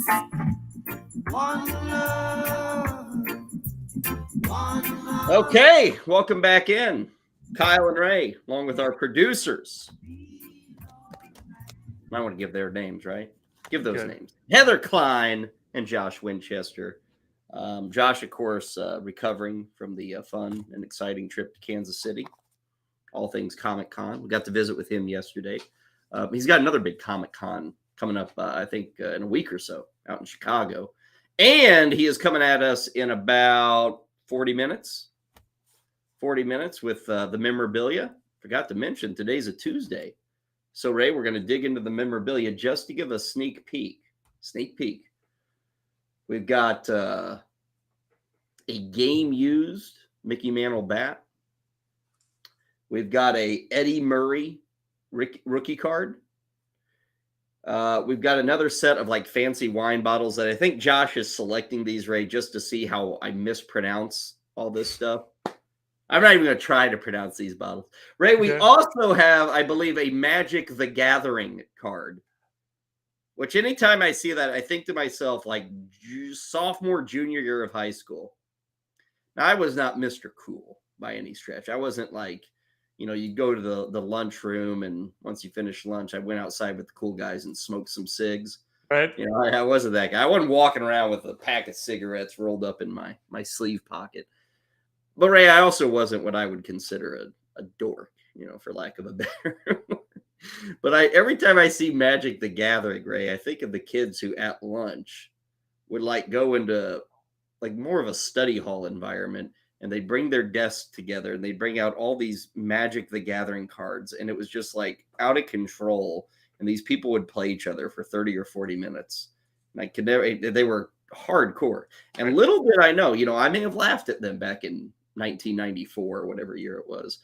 But like 30 years later, I guess they were holding on. Like that stuff's probably worth money now. I hope all those geeks and dorks held on to those cards. Because like that Magic stuff, who was the NFL player? Didn't he like get into Magic the Gathering cards and made like $500,000 in flipping them in like 6 months? Something crazy. It's like a Tony former Gonzalez. linebacker. Who was it? It was a linebacker for the Raiders, maybe something like that. Yeah, I don't know. But the meek shall inherit the earth. The dorks shall inherit the cash. It turns out. What's that guy? You looking him up? I'm trying to look it up. Cassius Marsh loves Magic the Gathering. I know that. I'm looking at that. Cassius Marsh. Yeah, I don't know. Anyway, Anyway, Blake Martinez. Is that right? Blake Martinez? It could be Martinez. That might be it. Yeah. There you go. Heather says Blake Martinez. I think she may be totally right. That name seems to ring a bell. But that Magic stuff, Ray, we're going to get into it in the memorabilia here in about 40 minutes. But right. brings in the bucks. Does your nephew play anything that you look at and say, why are you wasting your time with this? No. He's all video games. I don't think he does anything. He collects cards a little bit, but I don't think he does anything where he plays games or anything like that. And I know nothing about Magic the Gathering. Me neither. Dungeons and Dragons. I don't know anything about that stuff. I know there's movies and the games and video games. I don't know anything about it. But no, my nephew is not. He's basketball card, baseball card. That's about it with him with cards. Blake Martinez was Pokemon cards. $5 million he has made in 7 months selling Pokemon cards. Wow. Crazy. I'd rather have an Eddie Murray rookie card, but I'm guessing I'm in the minority on that one. Anyway, that'll come your way, our Tuesday edition of That Sold for How Much. Until then, we got some more baseball, a little more football. We'll get to some hoops coming up in hour 3. Ray, on the baseball side, 3 young guns in the news today. Nick Lodolo, who I feel like, Ray, people are more in on Lodolo than Hunter Green. I don't know if that's just, Lodolo's the sleeper. The cool kids know about Nick Lodolo. Right. And everybody else thinks it's Hunter Green. Nick Lodolo, a 19-3 K to walk ratio in 14 innings. He had another good outing yesterday. Gunnar Henderson, who's had a real struggle in spring camp, came through with a couple of walks and a 3-run homer yesterday for the Orioles. And then finally, Josh Young, who nobody's talking about. And for those who don't recognize that name, it is written J-U-N-G. Jung is how we would look at it. But it is Josh Young. So if you're looking for that name on your draft boards, J-U-N-G. Ray, nobody's really talking about him, but probably the opening day third baseman for the Rangers. And he's had a very solid spring training with them. Yeah, he all along has been one of the elite third base prospects in baseball. Last year was messy because of injury, and that's kind of been something that's derailed him, staying healthy and on the field. But he's got tremendous power. He's thought to be a 30-home run bat at full development. His game does include a bunch of strikeouts, and we saw that last year at an unhealthy level. It was a small sample size, only 26 games, but a 38% strikeout rate is bad if you're Joey Gallo. Like, that's really awful. So he's going to have to do say that name when you talk about a Rangers slugger, Ray, who's young. Yeah, right. Don't follow that up with he could be the next Hank Blaylock or something. Well, Blaylock, we talked about this. Blaylock was really good for like 4 years. In the minors, the strikeout rates were very average. So there is certainly a reasonable expectation that last year, again, he was moving quickly, coming back from injury, new experience at the big league level. Strikeouts could be an issue. They could hold the batting average moderate, league average levels there. But he should be able to hit 20 home runs this year. Is he appreciably different than Eduardo Escobar or something? Right now, probably not. But in terms of future potential, he's really got it. And, he could, if everything came together for them, he could be a top 5 rookie of the year guy this year. Like, he could do that. He has the talent there with the Rangers. Yeah, he's going in the top 20 for 5x5 leagues. I bring up that scoring setup because I am in a points league where you are docked a point for every K. And Ray, frankly, he is undraftable. He's just undraftable. If you're in a points league where strikeouts hurt you, a guy like Josh Young, Ray, I wouldn't touch. It's a killer. Like, he's got to hit 50 homers to overcome 200 Ks. I mean, and again, I think last year was we shouldn't be expecting the strikeout rate at that level, but he had 39 strikeouts and 4 walks. I mean, so clearly he was overmatched last year. Again, let's chalk it up to coming back from injury, being rusty and all that. But, he's likely to strike out at higher than the league average rate. He's not likely to walk at the league average rate. So 250 is probably top end for the batting average, and it's very likely to be lower than that. How about that Lodolo or Green thing? A simple look at the numbers, Ray, kind of says, oh, Nick Lodolo, he's the guy. Now, both have huge arms, and the future is bright. But if you just look blankly at the numbers, Ray, and remove the names, wouldn't everybody be drafting Lodolo ahead of Hunter Green? Hunter Green throws 100 miles an hour. Lodolo throws like 98 and a half. I know, but it's not the same, Kyle. Both these guys are really intriguing. And, we've had Rob Povey on here who does work with us on Thursdays here on the show. He also does that weekly breakdown. He's written articles, players to target, all that kind of stuff over at the site, especially in our rookie section. And he, both of us independently, honed in on Lodolo. And that's not strange. Like you said, everyone in the industry gets it. Both guys are elite level arms that are looking to take a step. Tough place to pitch at times. Obviously not a great environment for victories. Run support, that kind of thing. We saw Green take it to another level last season. We started elevating that fastball a little bit more when he started using the changeup a little bit more. Lodolo's been compared loosely to Randy Johnson by people. So this is not, when you have a slider that they compare to Randy Johnson, people take notice. I think that both guys should be looked at in a very similar manner. Do you want to be the person that reaches for Green? Because I think there's more reaching with him in most drafts than with Lodolo. Would I reach for Lodolo? But I would certainly take Lodolo after Green and feel very confident with that call. Gunnar Henderson, any concerns? I mean, it's been ugly, but he's penciled in as the third baseman. I guess my issue would be, Ray, and Gunnar Henderson's going to get drafted as a top 10 third baseman. I don't think he's falling off boards or anything like that. But I guess my concern, Ray, would be if he comes out and he's struggling for a month, I think the Orioles would send him down. I think they would if he came out. Like, I don't see him as somebody that they okay, play through it, kid. Just keep hitting, go out there and keep slugging. Hell, we don't even care if you're hitting 220 come June. I think he's a guy that if he's hitting like 220 at the end of April, maybe has like 2 home runs and 11 RBIs, I could see the Orioles kind of not moving. You don't move on from Gunnar Henderson, but saying, hey, go reset in the minor leagues for a month or so, and then we'll bring you back up. Well, they've got options. They've got Mateo. They've got Urias. Like, they've got options they could avail themselves of. And let's remember, as much as we're excited about the Orioles, and they're all over our draft guide over at fantasyguru.com. We talk about them all the time. Phil Backert and I, the producer at SiriusXM on the Elite Sports Show, we did a podcast where we talked about him over at the site. It could go horribly wrong. I mean, with all these young guys, they could all struggle to start. I mean, it could go now that they way. have expectations, that team does, where for 3 years, 4 years, there's been no expectations. Right. And if they won 71 games this year, people are going to be upset, right? So you run the risk a little bit of there not being as many veteran presences in the lineup, et cetera, et cetera. But in the case of Henderson, his talent is elite. His skill set is the power speed that we all are enticed by. He's really a shortstop. He's playing third base. Like, there's so much to like with him. But, struggles, Jared Kelenic, I mean, Jared Kelenic was every bit the prospect that Gunnar Henderson is. So, Henderson to me has been someone that, I've ranked, I don't know if aggressively compared to the industry, but I've got him. What do we have him at third base? So I'll pull it up real quick. We ran through the numbers yesterday just so people know he is the lead pick for AL Rookie of the Year. Yeah.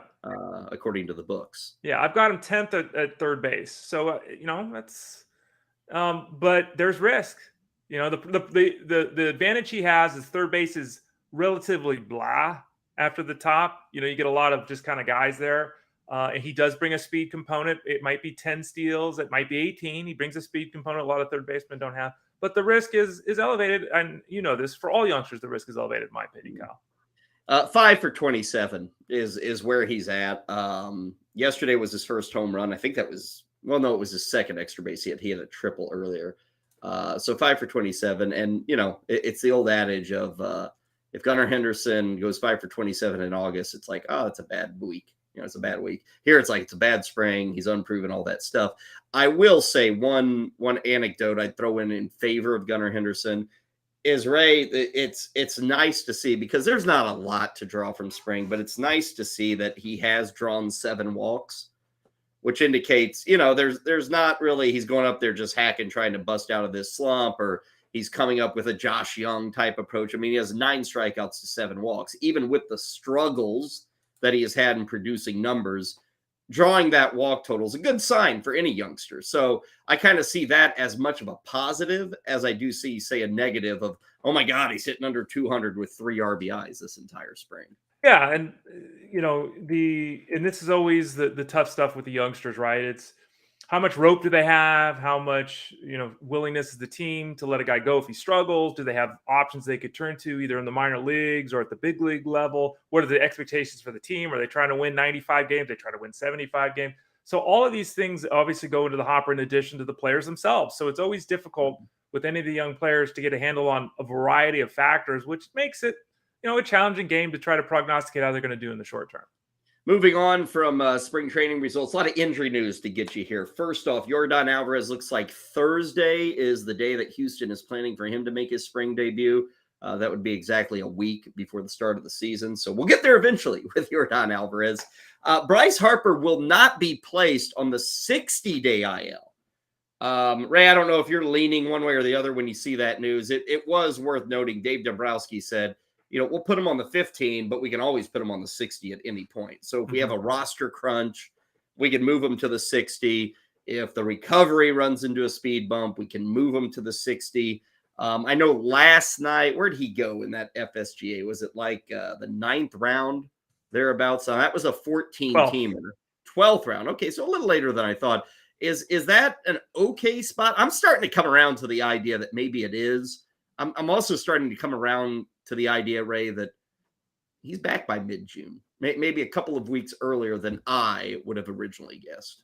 I've always guesstimated half the season without, no one having a target date or whatever. Let's remember, though, he went as an outfielder last night, according to the board. He's only UT eligible, right? Because he didn't play out there in the outfield last season because he was injured. He's tough. I think I've got him as a $15 player over at fantasyguru.com. Obviously, he'd be in the 30s if he was healthy. So I basically, again, like I said, I split it in half. I think that before the All-Star break is possible. You see the news today and you try to get excited about it, but then you realize it's roster manipulation and they're playing the game and leaving themselves open. If they can, maybe possibly miracle happens kind of thing. Yeah. But I'm still looking right around, half a season of games. And remember, the All-Star break is beyond the halfway point. So it's possible he's, playing half the games and actually returning before the break. And a couple of other things. Jared Kelenic, who's had a good spring, left yesterday with quad tightness. They're calling it minor, but it's like, just when he's showing some things with the bat, we have at least an issue pop up for Kelenic. And then Eloy Jimenez, we've been down this road once, twice, 3, 4 times, whatever it is. He left with cramping in his calf. He's not in the lineup today. They're saying he's going to be back tomorrow, but Ray, it's Eloy Jimenez. I don't buy cramping. I don't think there was a lack of water for Eloy Jimenez. I think this is just more of the same with that guy of muscle this, muscle that, and what you think is day-to-day becomes week-to-week. I hope I'm totally wrong. And right now we can't really be proactive with the news, but it's just like, again, with Eloy Jimenez, he's just almost too monstrous to withstand 150 games. I mean, I saw the news and I tweeted it out immediately because it's like, oh gosh. And then it was a cramp and I tweeted that out and I'm thinking to myself the same thing. It's like, okay, let's assume it's just a cramp. Come on. Like, come, and it's like, come on, man. Like, these things happen. I wake up in the night, my toe hurts. I got a cramp. It hurts like hell. You can't play. Ray still shows up for the show later. Yeah, exactly. But it's just the continuation. And like you're saying, like, I don't have Jimenez on any team. If he went 30-100 this year, I wouldn't be surprised at all. If he played 94 games, I wouldn't be surprised at all. So that's, again, this is kind of like the Byron Buxton thing. You have to make your decision, and nothing Colorado says really can tell you anything because we don't know if Eloy Jimenez is going to be on the field and play 150 games. We have no idea. Yeah. Take a breather here. When we return on the Bettor Sports Network, it's our daily MLB random reference. We'll get Ray's thoughts on how things went for his roster build in the FSGA Champions League. And beyond that, we've got a little bit, just a smidge, I think, on what to expect from the AL East this year. We'll take a look at some off-season storylines and what it means for you, the fantasy player. When we talk about the Red Sox, the Orioles, the Yankees, the Rays, and the Blue Jays, it's all coming your way next, right here on Lunch Money.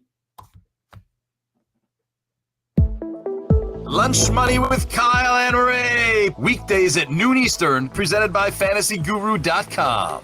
We're talking catchers. And Ray, as we jump into this position, traditionally, this has been a position that you kind of say, well, there's like 2-3 guys and the rest is just junk. And gosh, I'm in a 2-catcher league. How in the hell am I going to fill 2 spots, in this 12-man league? And oh, it's such a struggle after the 8th catcher. Like, fair to say it's different now? I mean, I know it's not great, but it feels like the best catcher pool I've seen in a while, like at least a half decade, in terms of, wow, we've got some hitters, we've got guys, and I know they're not exclusively catchers, and the DH is helping, certainly, but it looks like we're going, 10, 12 deep at least of feeling good about catchers, I think. I tier the players at positions because I think that's a really good way to look at them. And when you tier players, you're basically putting guys that are likely to produce similar levels of production in the same tier. One guy might be batting average, one guy might be home runs, that kind of a thing, but basically the same end result value-wise. I have 2 guys on the elite tier. I then have 8 guys on the next tier. And then I go all the way to 22 on the 3rd tier, which basically almost gets us to that, 2 catchers in the 24, 12-team league kind of thing. So I agree with you. And I think that even if you look beyond that, there's some names that are outside my top 20 that I could easily see being top 15 catchers this year. So yeah, it's not wow, but it's good overall. We got some young guys coming in that are dynamic players to help out some of the older guys that are still hanging on. It's better than it has been. I agree with you. It's actually very young, Ray. And that, I mean, you look at Varsho, Rauschman, William Contreras, Kirk, Melendez, Cal Riley's semi-young, but Keibert Ruiz. And there's still other guys coming up that are in the minors right now. That's, we used to always say all these young catchers, just catch, don't worry about hitting. These are guys are coming up with some skill sets as well. Yeah, and the game is different now, right? Back in the day, you were an old dude that had no athleticism. You're good at blocking balls, and we hoped you'd pop 15 home runs, right? That was kind of the MO. Now it's different. Now we get more athletic guys. It's not that, you have to be some dumpy, slow guy catching.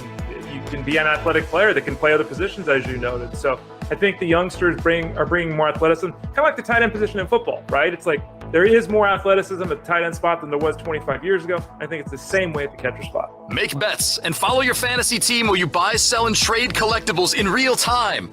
Only on Bettor Sports Network.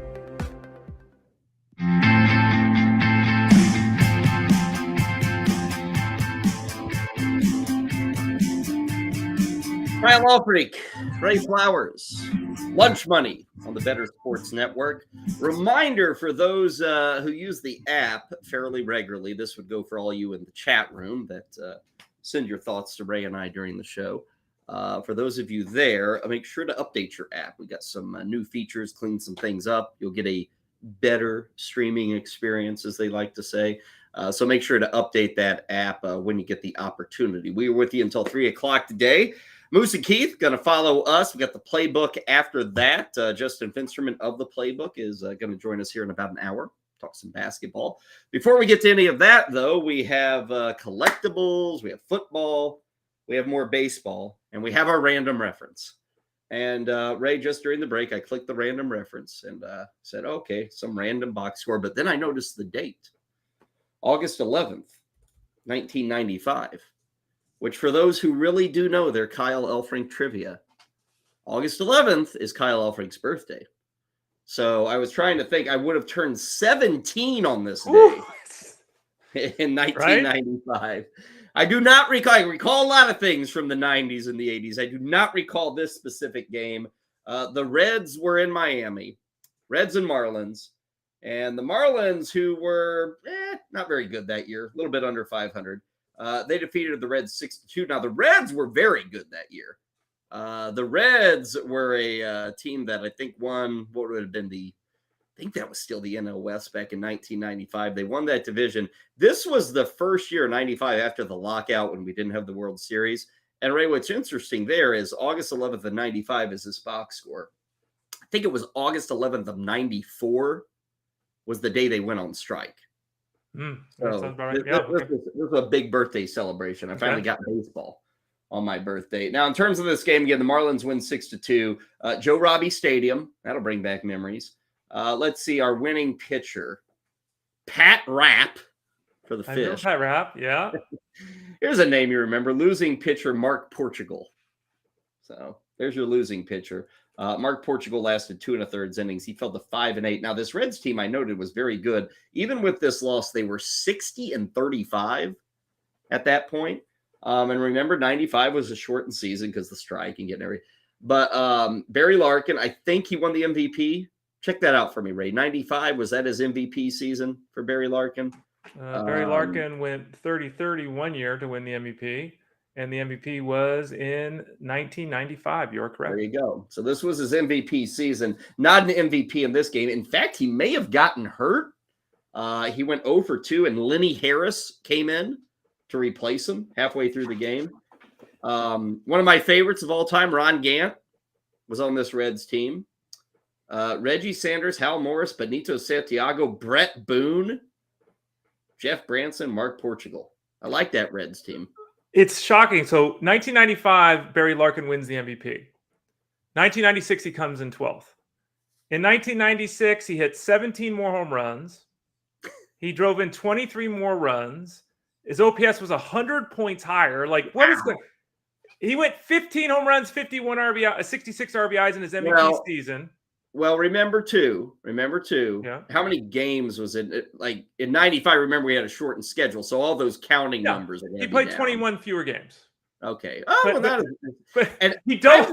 Yeah. He went 30-30 and had a 977 OPS and finished 12th in MVP. He won the MVP with 15 home runs and hitting with 51 steals. I guess the steals mattered.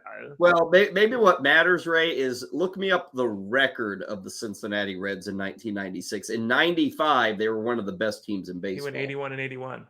But he won an MVP he won a Gold Glove both years. It's inarguable he was a better player in 96, but he won the award in 95 because of the team context. You're right. You know, I got to look this up because I seem to recall in 95, Larkin maybe getting injured, yet still getting that MVP.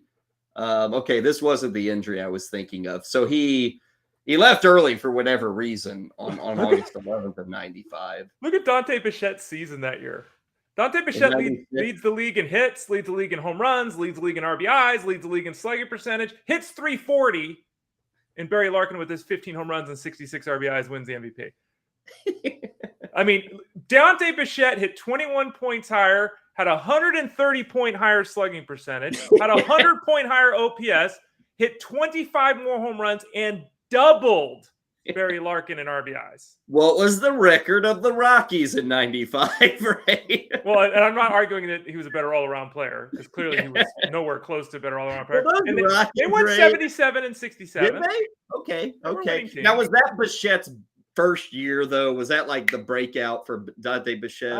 Well, like the previous 2 years, he hit 300 with 20 home runs, but that was his full breakout, yes. Yeah. That Rocky stuff from the get-go, Ray. Nobody wanted to vote for those guys because it was early on, and everybody's like, "This is farcical." Yeah. It's just a joke, and it was a lot more of a thing back then than it was here in the last, in the last 10 years, Ray. Honestly, it's still the place to be for offense, but that stadium has really come back from what it was back in those days. In those 90s and early 2000s, it was a circus act in Denver, Colorado. It was crazy. My God, like the Blake Street Bombers, right? It was insanity. 95. Let's look at 96 real quick, just for some fun for the Rockies. I seem to remember 96 was the year they went nuts. Yeah, 96. Dante Bichette, 31 home runs, 141 RBIs. Ellis Burks, 40 home runs, 128 RBIs. Don't forget the 32. Hey, don't forget the 32 steals 32 either. Steals. Right? Hit 344 that year. One of the best fantasy seasons of all time. Vinny Castilla. Oh, okay. Vinny Castilla, 40 home runs, 113 RBIs. Andres Galarraga, 47 home runs, 150 RBIs. The Rockies had 4 guys hit 30 home runs.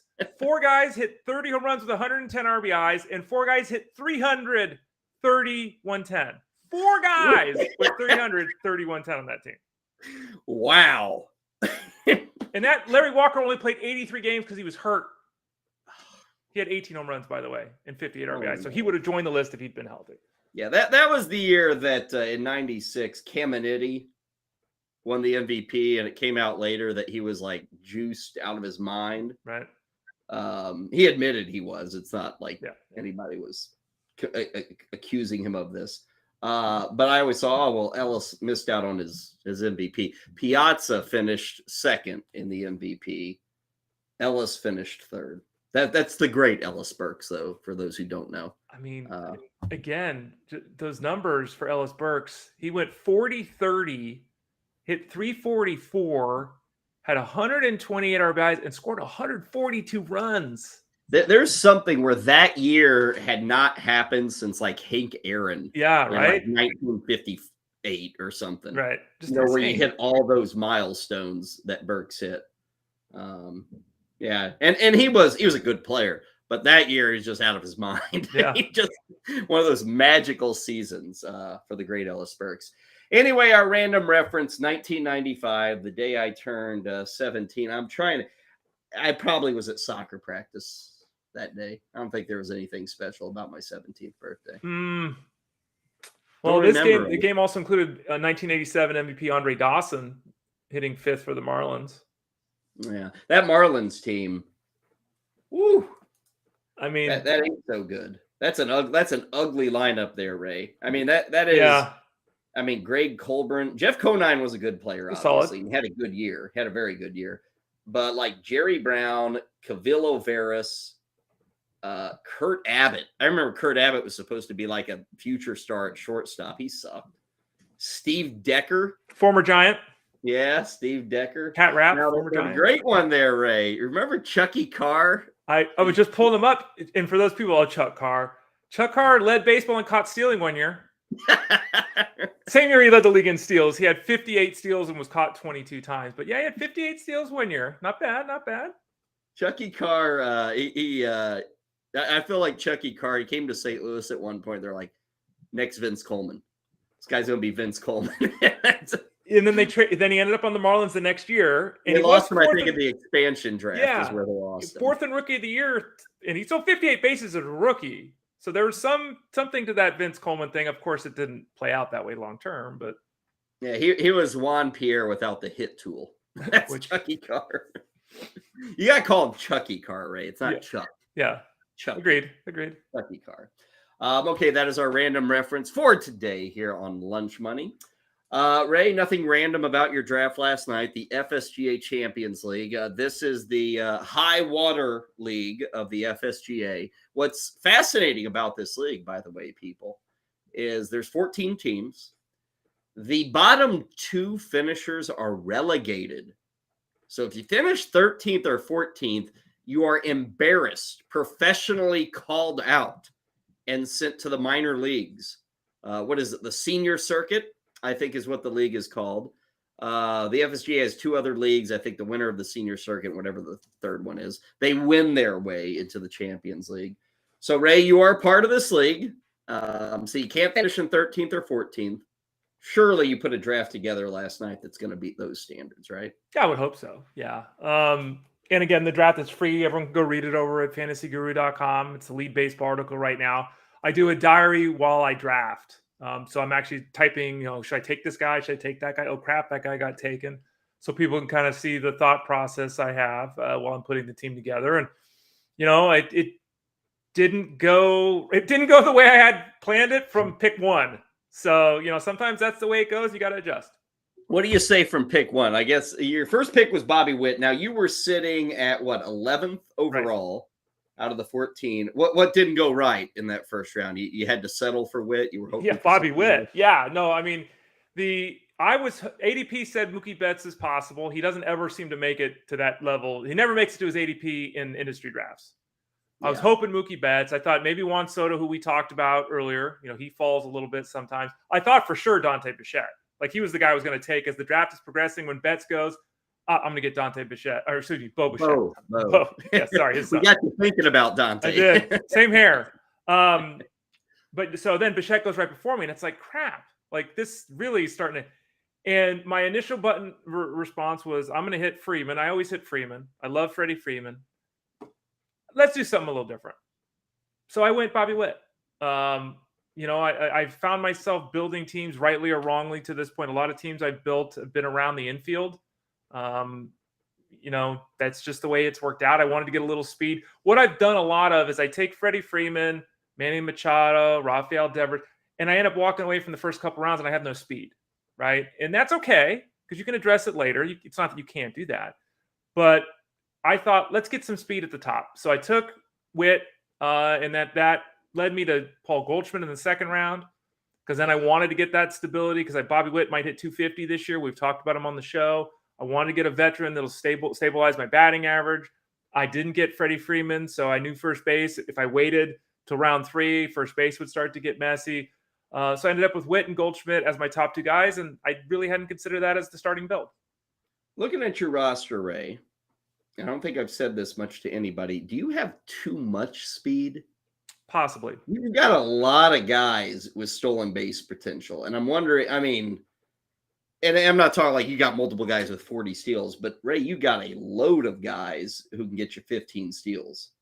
And they do other things. They're not all, but you also have Mondesi, you have Leotis Taveras. There's Jake Fraley. There's a lot of speed on this build for you. Yeah, and am I weak in power? And that's something I mentioned in the article. I think a lot of it will come down if my catchers, hit 30 home runs or if they hit 18. That would be the thing. And I wrote this too in the write-up. Taking Mondesi, it's like, look, I don't like Mondesi. He can't hit. We've talked about it forever. He can't stay healthy.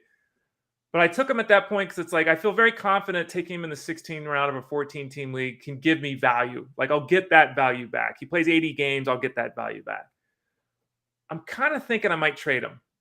And I don't like, and I tell people this all the time, and so I felt dirty doing it because it's like I don't really like making a draft where I'm thinking I'm going to trade a guy in the future. But he's kind of that player that, did I really need him there? I didn't see anyone that really stood out, so I went for it. Because to your point, I think Brandon Marsh can still 10 to 15 bases. I think Jake Fraley can still 10 to 15 bases. I think Cody Bellinger can still 10 to 15 bases.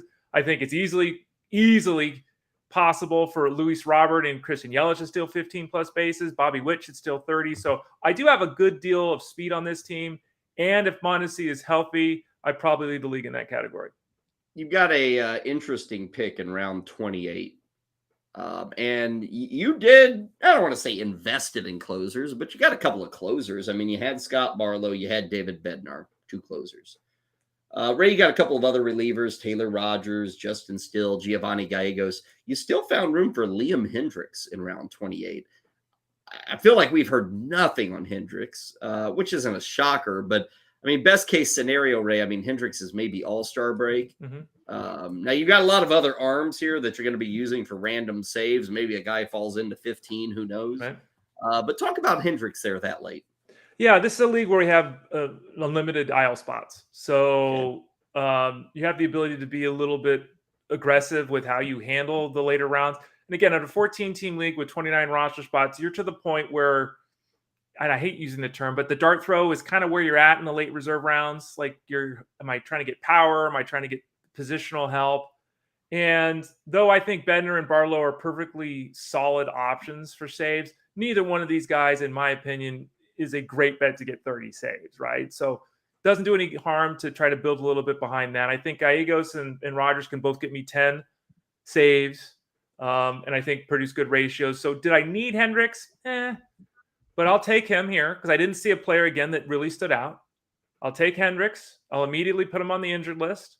I'll go and replace him with some other, fungible kind of player, and we'll see how it goes. So it was, again, don't take the risk in the third round. But if you want to take a risk in the 28th round on a rookie, if you want to take a risk on the 28th round on an injured player, I think that works out in a lot of cases. Quickly on that Cardinals 9th inning, getting Gallegos in the 18th round. Ryan Helsley went in the 6th round of the FSGA Champions League. So Ray got Gallegos 12 rounds later. Now, Helsley is the closer, but the Cardinals are saying they're doing the same thing last year. Helsley is not going to pitch on back-to-back games. That's what they say. Now, Gallegos has got to come in and perform. That's part of that plan. But again, I think everybody who makes the investment on Helsley, or anybody who's sitting late in their draft and looking for a random saves guy, understand the situation in St. Louis. Helsley is the guy, but on back-to-backs, it's Gallegos. And it's not like Helsley is one of the 7 or 8 guys who gets every save opportunity for their team. So that's what the Cardinals plan to do. That's what they're saying they will do. There are still other names in that bullpen they may turn to. Jordan Hicks is still around. So that could be a possibility as well. But Helsley getting drafted a lot earlier than Gallegos. And Ray, it's kind of the same thing in Seattle. I mean, there's another draft where Andres Munoz is getting drafted well ahead of Paul Sewald. It's worth noting Munoz made his spring debut yesterday. So I guess he's going to be ready for the start of the season, but I don't think they're just going to hand him the opportunities right out of the gate either. Yeah, and I brought this up. I've asked questions of people when I've been hosting drafts. You and I have talked about it here. I'm surprised. I really am surprised that people aren't handcuffing their relievers. Gallegos has had 14 saves each of the last 2 years. His whip the last 4 years is .89. Like, you can use that guy, and again, double-digit saves. The Giants, for taking Camilo Duvall, why are you not taking Taylor Rogers? I don't. Taylor Rogers is usable. Taylor Rogers gives you more than a strikeout an inning. The ratios are good. Again, he's going to at least get 10 saves. That's the way the Giants are going to play it too. So I'm surprised people aren't availing themselves of that because they're, Sewald and Munoz are kind of close. Duvall and Taylor aren't. Helsley and Gallegos aren't. Like, there's scenarios where you could take, Johan Duran and Jorge Lopez. They're not. So I don't really know why people aren't taking advantage of that. That FSGA Champions Draft was last night. Ray's got the write-up at Fantasy Guru. I'm assuming, Ray, on Twitter, you've got a link probably to that board somewhere, or certainly in the article you've got. Yep, absolutely. You can find me at the Ray Flowers. But yeah, it's the lead story in the baseball section as well over at fantasyguru.com. Okay, there you go. We'll take a breather here. When we return, we will begin our third hour here on Lunch Money by going to the world of collectibles. That sold for how much? Ray and I are coming off a 6 for 6 showing last week. Can we pull off the impossible again? Stick around and find out next on BSN.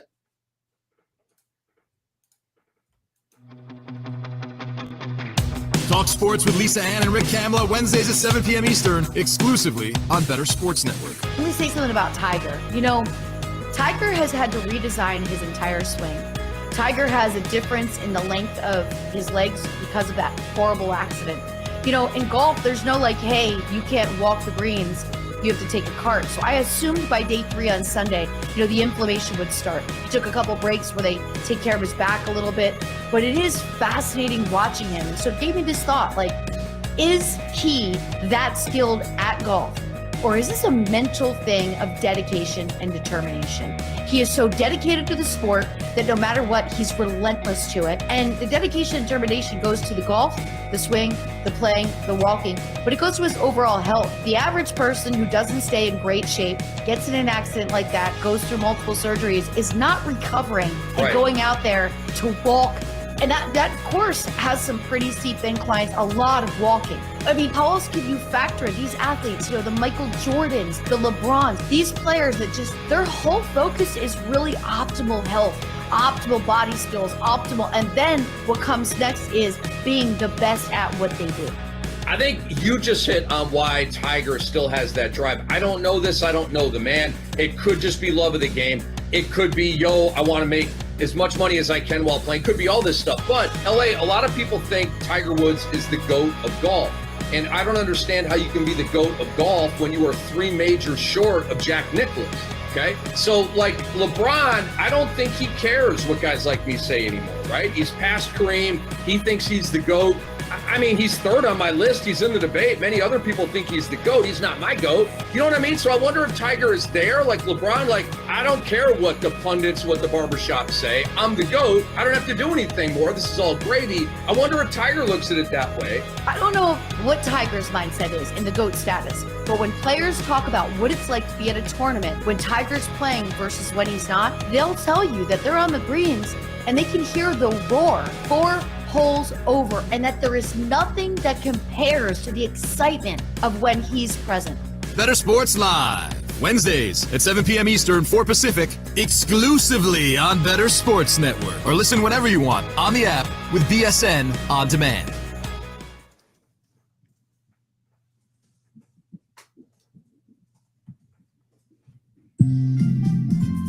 Kyle and Ray guess how much a collectible sold for at auction. Including some original comic book art from Amazing Spider-Man, Betty White's director's chair from the set of The Golden Girls, LeBron James's Cavaliers jersey, and a gorgeous Mike Trout rookie card. Time now for That Sold For How Much?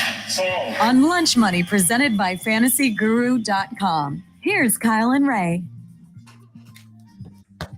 Okay, we welcome you back into our Tuesday fun, as we like to call it. Ray and I will never be in an auction house where we're holding up the paddles. I've never been in one. You haven't, have you, Ray?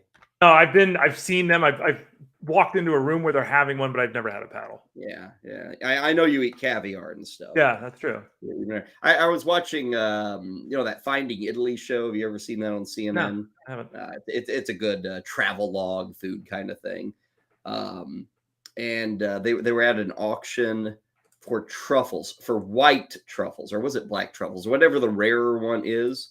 Mm-hmm. And Ray, there was like this these giant truffles go for thousands of dollars, like tens of thousands of dollars. These fresh truffles out of the earth, and what I mean, you know how truffle oil, it costs a ton. It's like caviar almost. And they were carrying it around, Ray, as they do on the pillow, and literally the person dropped the truffle on the ground, and everybody goes, oh, like it really happened. But the truffle was fine, and I think they still stole it for like $25,000. I'm going to pull this up as we're talking here because I'm trying to remember where it went. We were recently in, I talked about, we did the wine thing and everything in wine country there in Napa. We went to Bouchon Bistro in Napa, and I ordered the truffle gnocchi, and I was like, oh, okay, cool. Dude, they walked out with a truffle box. So the lady walks out with the truffle box, the wood box, walks out. 2 of them. One's holding the box. The other one is in it. Opens the box. The one person has the glove on, takes the black truffle out, and starts doing this on the thing. And I'm thinking, this is the greatest day of my life. They're just shaving black. I've never had this, right? And I'm thinking that, so she's doing it, and she doesn't look like she's going to stop. And I'm thinking in my head, do I say nothing because she's just going to go nuts here, or is this $8, $16, 20? Like, is each slight, So I eventually said, "Oh, thank you." Yeah, right. I don't know. I didn't ask beforehand, so I eventually said thank you, and then I got yelled at the table because it was the price it was. I guess I could have got a couple more slices of it. Wow, Ray. Yeah. Never back off the truffle. Did it make a difference? Was it like top-notch gnocchi? Oh, it was very good. It was excellent. Yes. You live the life, Ray. Caviar, gnocchi, truffles, Napa Valley. I mean, what don't you get to do? I'm pretty fortunate fella. You're supposed to say I don't get to rest, Kyle. I definitely don't get to do that. Yeah, don't get to rest.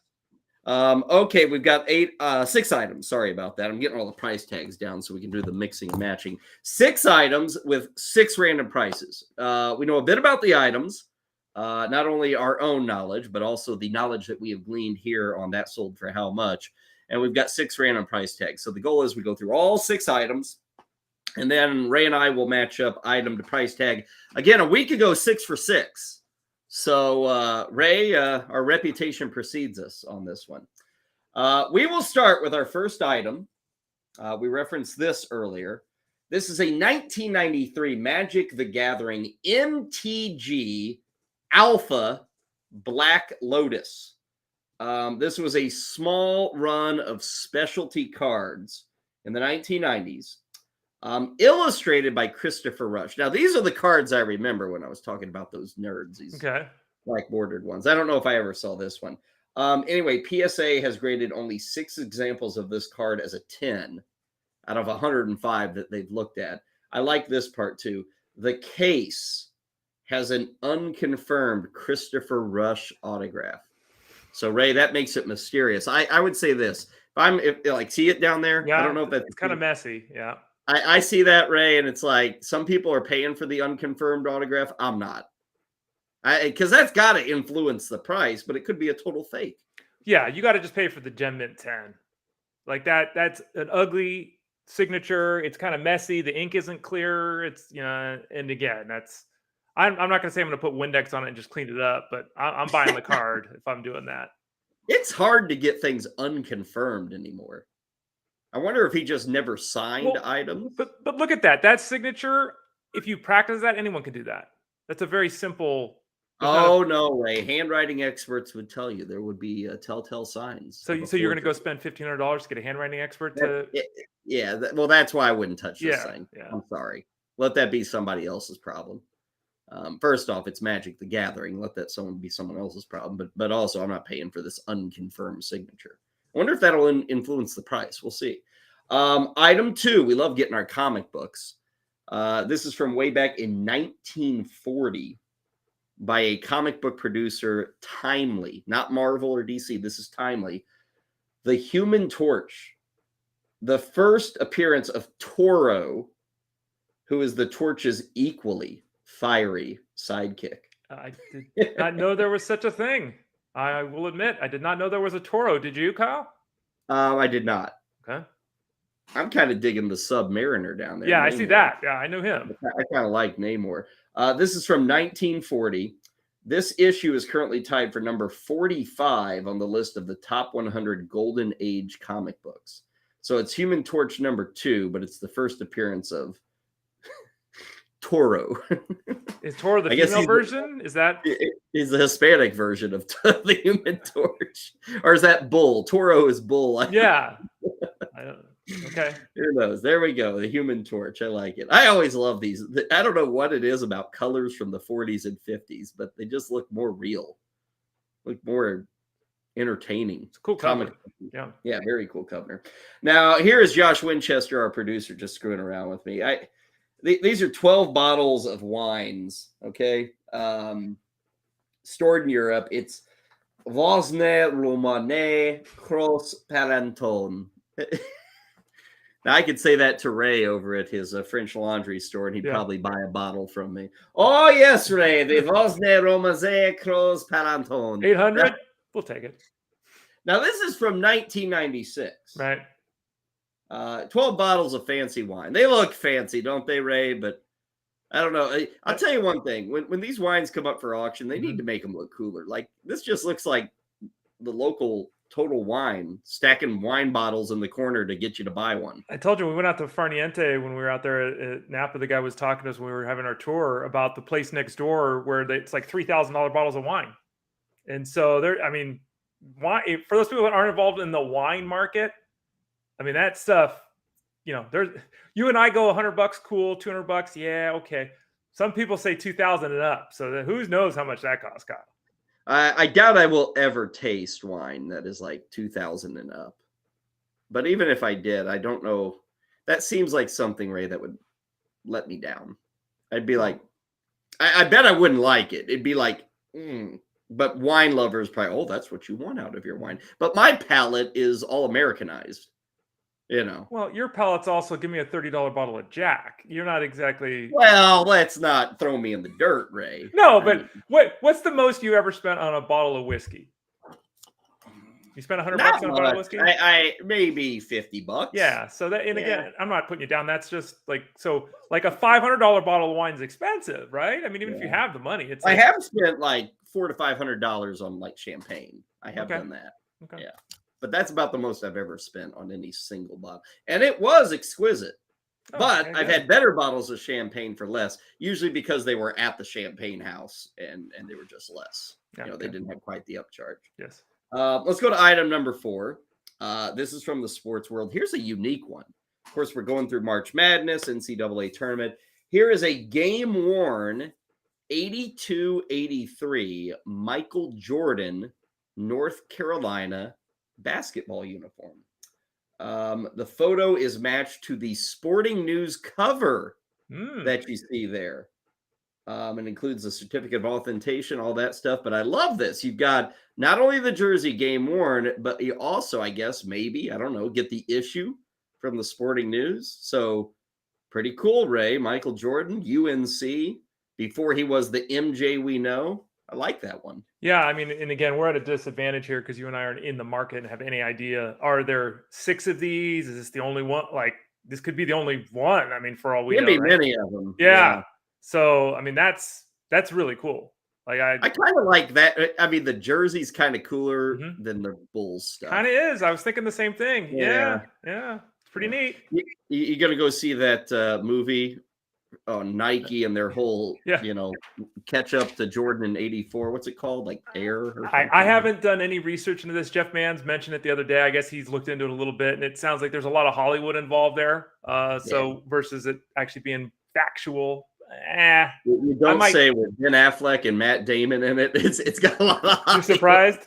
I mean, I could watch it, I guess, with my nephew. He'll probably want to watch it, but I probably wouldn't watch it on my own. It's Hollywood does not make any original movies anymore, so I'm glad they're doing this. Like, kudos to them. But it's pretty wild, Ray, that you can make a movie about getting a kid to sign a shoe contract. Who really wasn't that big of a shoe guy at the time they signed him to the contract. Well, nobody was a shoe guy. That's the thing. No one knew it would become what it became. What it become. I guess it's called Air, according to Heather Klein, which is makes sense. Yeah, that would make sense. Not Air, ERROR. It was not an error by Nike. It kind of made them what they are today. Item number 5. And here's one that's truly in our wheelhouse. It's just a regular baseball card from a Hall of Fame player. A 1978 Topps Eddie Murray rookie. This is a mint grade of 10. Now, the wild thing about this. Yeah. I love that. We are told, I don't know if you have this information, Ray. I'm seeing it. But this is part of the Dimitri Young collection. Well, you can see it right there on the top of the grading. Dimitri Young, the meat hook, as they call him here. The meat hook and an Eddie Murray rookie. Pretty awesome. It's a really blah/bad looking card. Like, I don't find much. It's kind of cool. I mean, the close-up while he's on the on-deck circle. Got to get the youthful look of it. Eddie Murray, Ray, and I didn't catch him in his earliest days. Right. But my first memories of Eddie Murray are probably baseball cards in the mid to late 80s. He was with the Orioles still. And I remember looking at those. It's like, man, this guy must have been playing baseball since 1960. He looks old. And little did I know Eddie Murray would keep playing baseball until the 2000s. Right, another 15 years. And even on that rookie card, Ray, he's probably like 19 years old. Yeah. He looks like he's, 34 years old and putting money in his 401k already. He's super well respected, a tremendous baseball player, had a great career, Hall of Fame career. I wonder, Dimitri Young, does that add value? I mean, a little bit? Nah, it's not the, okay. From the Dimitri Young collection? It's from the meat hook. It's not from Kyle and Ray. Come on. It's something. No, I mean, if it was, he could autograph the case. The Derek Jeter collection or something, I guess that'd be cooler. But the Dimitri Young collection?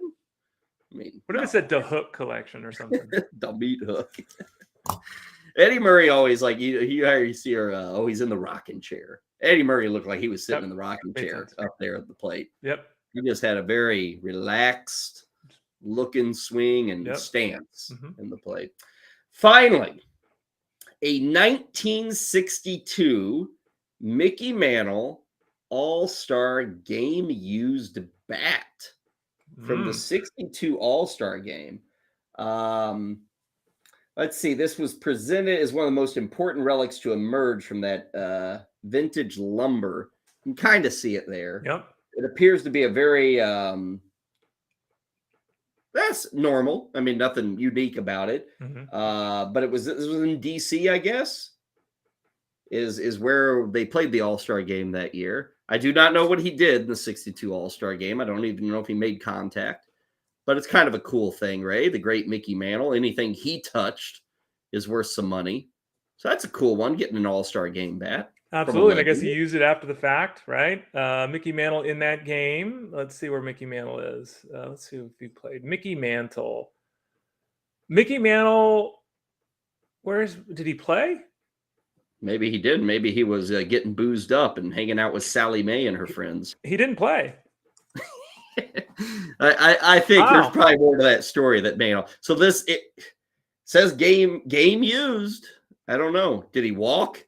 Well, I'm seeing what we say there from Josh. I'm looking at the box score, and he's not in the box score.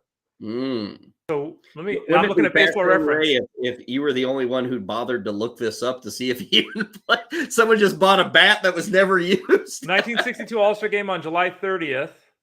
Mickey Mantle was a reserve, but Mickey Mantle did not appear in the game.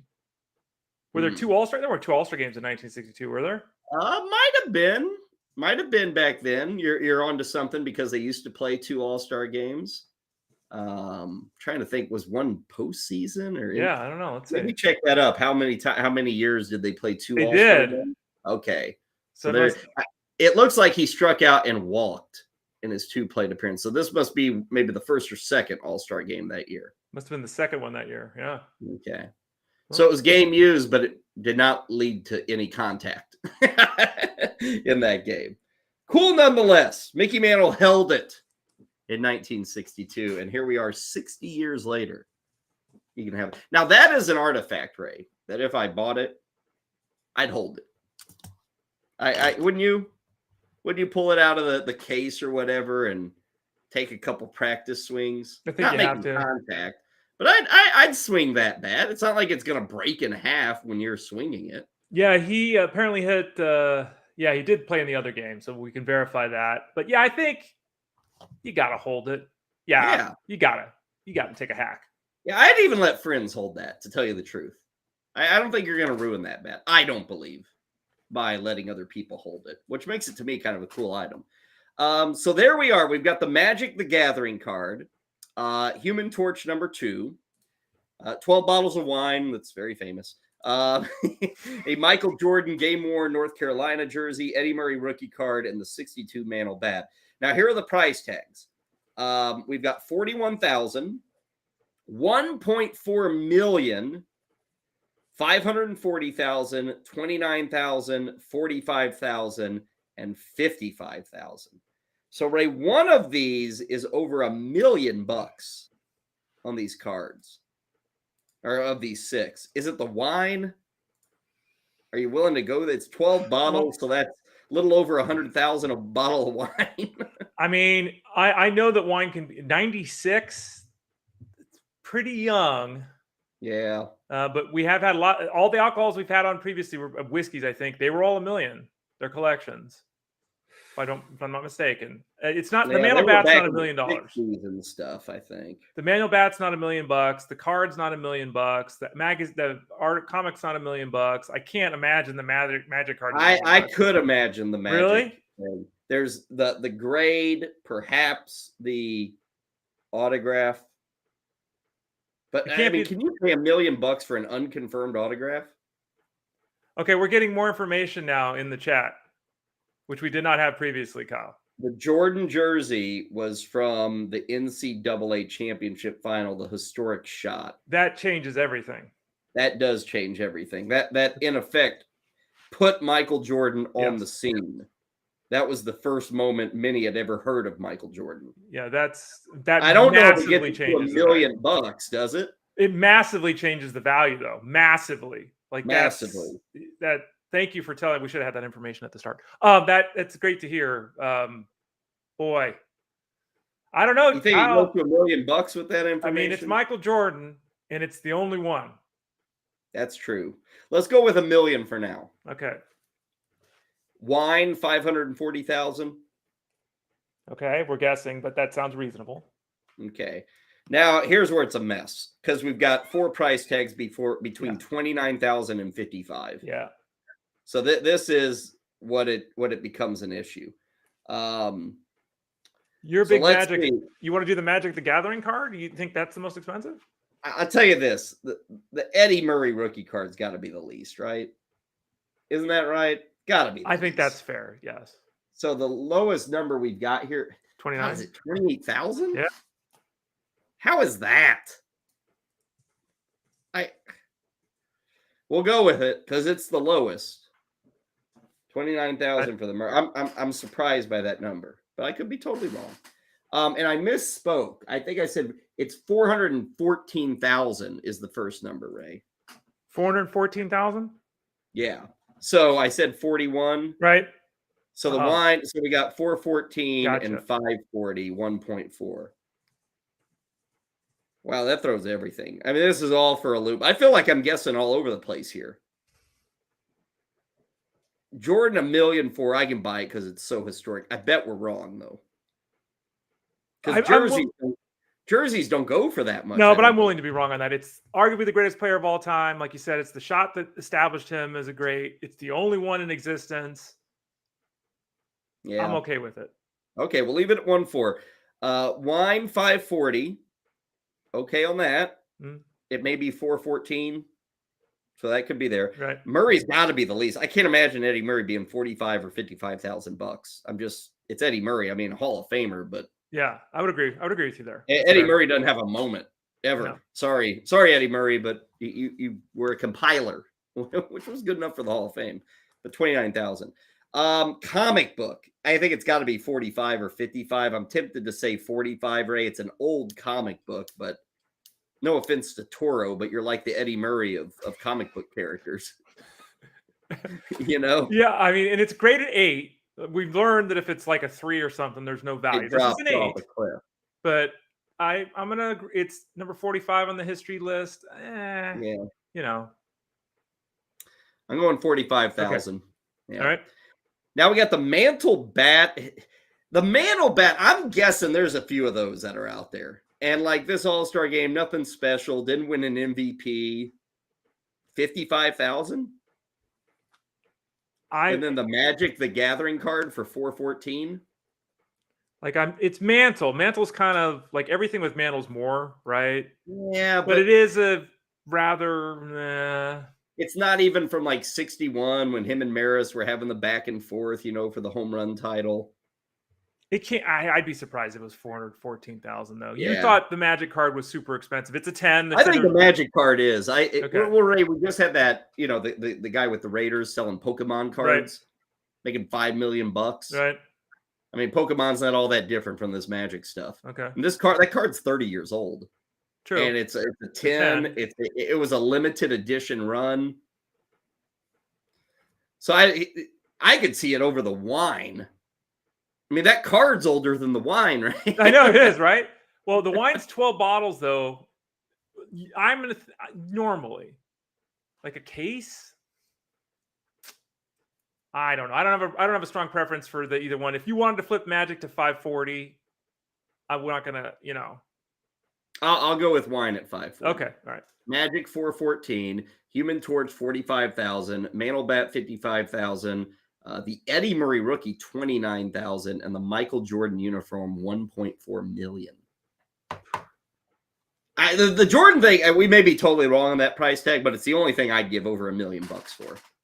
If I had my own money to spend, it would be the one I would spend it on too. If somebody said, "Hey, you got $1 million, Ray, which are these 6 things you want?" I know where I'm going. Right. So I'm going to go with that. Let's start there. Let's get our answers right here. We will start. Again, we got Heather and Josh hanging out in the studio. They're going to provide us the correct or incorrect. Not feeling 6 for 6, by the way, this week. Not at all. This will be a purely lucky 6 for 6. Go with the Jordan jersey for $1.4 million. It's the only one that Ray and I could envision being over $1 million. It's far and beyond anything else on this list. Correct or incorrect? Jordan jersey, $1.4 million. Correct. Woo. Yeah. I'm glad to sometimes I look at these price tags and say, what the hell? Yeah. That one I'm glad went for 1.4. Good stuff. Okay, the Eddie Murray. I mean, I'll be shocked if we're not right on this one. It's $29,000. So let's put it down. $29,000 for the Eddie Murray rookie card. Correct or incorrect on that 1978 Topps Eddie Murray rookie card? He already looked like he was 40 whenever he. Incorrect. I'm surprised. I'm really surprised by that. I'm very surprised by that. Ray, you may be right. The Dimitri Young ownership. The meat hook. Wow. Either that or someone felt bad for Dimitri Young and wanted to give him a nice payoff or something. Wow. Well, again, the thing we don't ever know with these, because are there 2 of these in the world? Like, are there any, but I'm surprised. I don't care if there are 2 of those in the world. I'm surprised. Like you said, he's a great player, Hall of Fame, but he's very nondescript.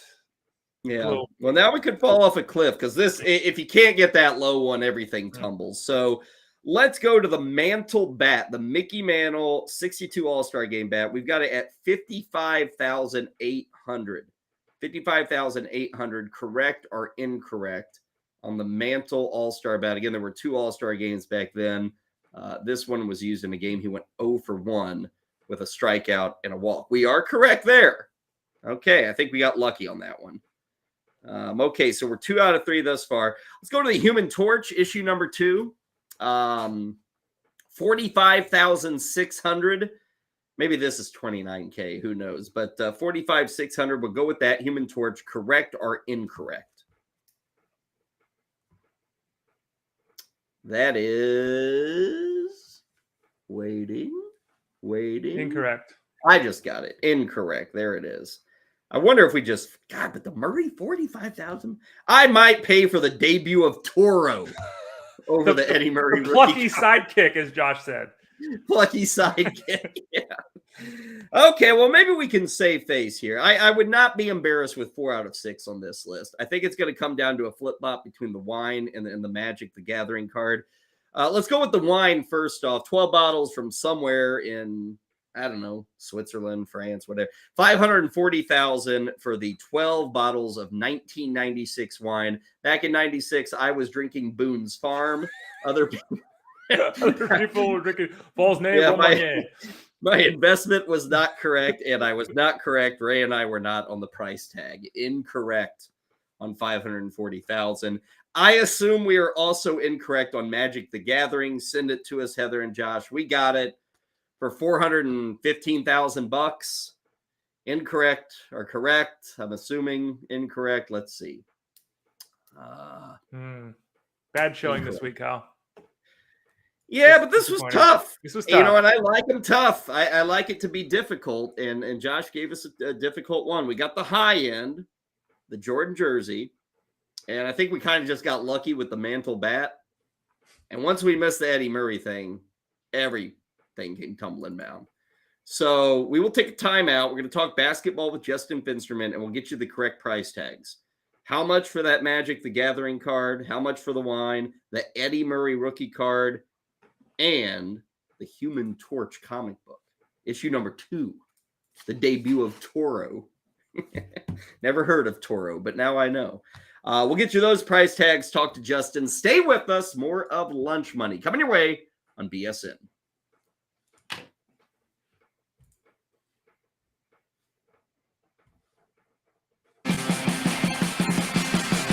Talk about your picks and your fantasy teams on Bettor Sports Network. The importance of checking out the site that you're playing on. Default rankings of these sites. A lot of times they don't get updated. I know from experience. I used to write default rankings for the NFBKC, the basketball version of the NFBC. I'd write these default rankings in June for the NBA, before the NBA draft, before free agency opened up. And guess what?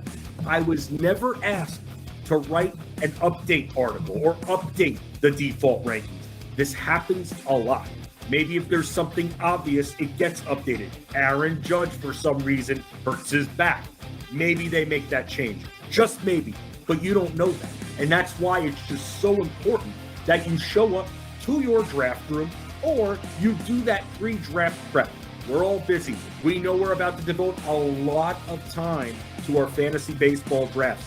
Why not spend the extra 20 to 25 minutes to invest properly in your team, to go and see which of those players are way down default rankings? They're going to be different on all of these sites, and you're going to be looking at them and going, maybe their analysts think a certain player who shouldn't be in the top 100, who should be maybe even not even the top 200, will be in that top 100. You got to check that out. You got to know where you're playing, just like you got to know your format when you sign up for the league. It's just so crucial, and people just skip right over it. You think it's cool to show up to the draft room 3 minutes before the draft. Well, number one, it's not cool because the commissioner's trying to make sure it is organized, especially me, who runs auctions. You can't, it's one thing if someone doesn't show up for the snake draft, oh well, doesn't ruin it for everyone. Auctions, you can't have someone not show up. Auto bidding, auto auctioning, it ruins the sanctity of those drafts here, which is why I always recommend, hey, make it easy on your commissioner. Don't make them send those texts there. It's annoying. You shouldn't have to do that.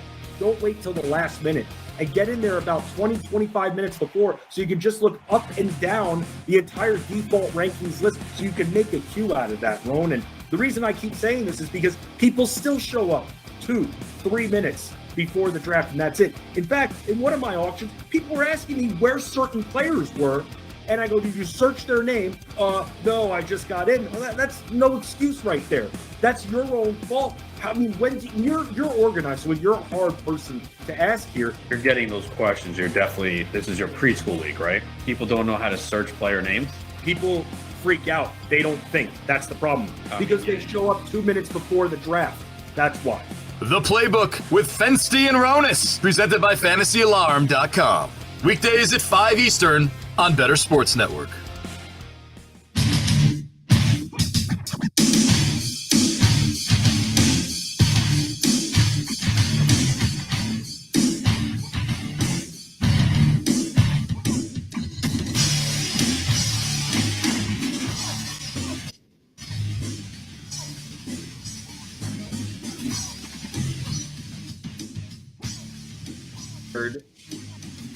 It was a 50-50 flip-flop between those Magic the Gathering cards and that package of wine. We thought they one of them had to be 415, the other one 540. We guessed incorrectly. So Magic the Gathering, $540,000 for that thing. That signature, Kyle. There you go. Maybe the signature. It's unconfirmed. And then the wine, $414,000. More of a Ray Flowers kind of price tag there. I wonder how much 12 bottles of Boone's Farms Country Quencher would go for. Bottled in 1996. Yeah. Vintage. You wouldn't want to drink a 1996 Boone's bottle if you ask me. Right. It's the old. Oh, you hoity-toity Bay West Coaster, Ray. You're better than Boone's Farm? Number one, you would get sick. I'm pretty sure. And number two, it would probably just taste like Kool-Aid, right? Like the sugar's in there. There's no telling that fermentation in there. That can't. There's no way that would be good. Are you looking up? Does anyone sell 1996 Boone's? Yeah, I was gonna come at you, Ray, and say, it's probably bottled in California, just to maybe make you eat your words.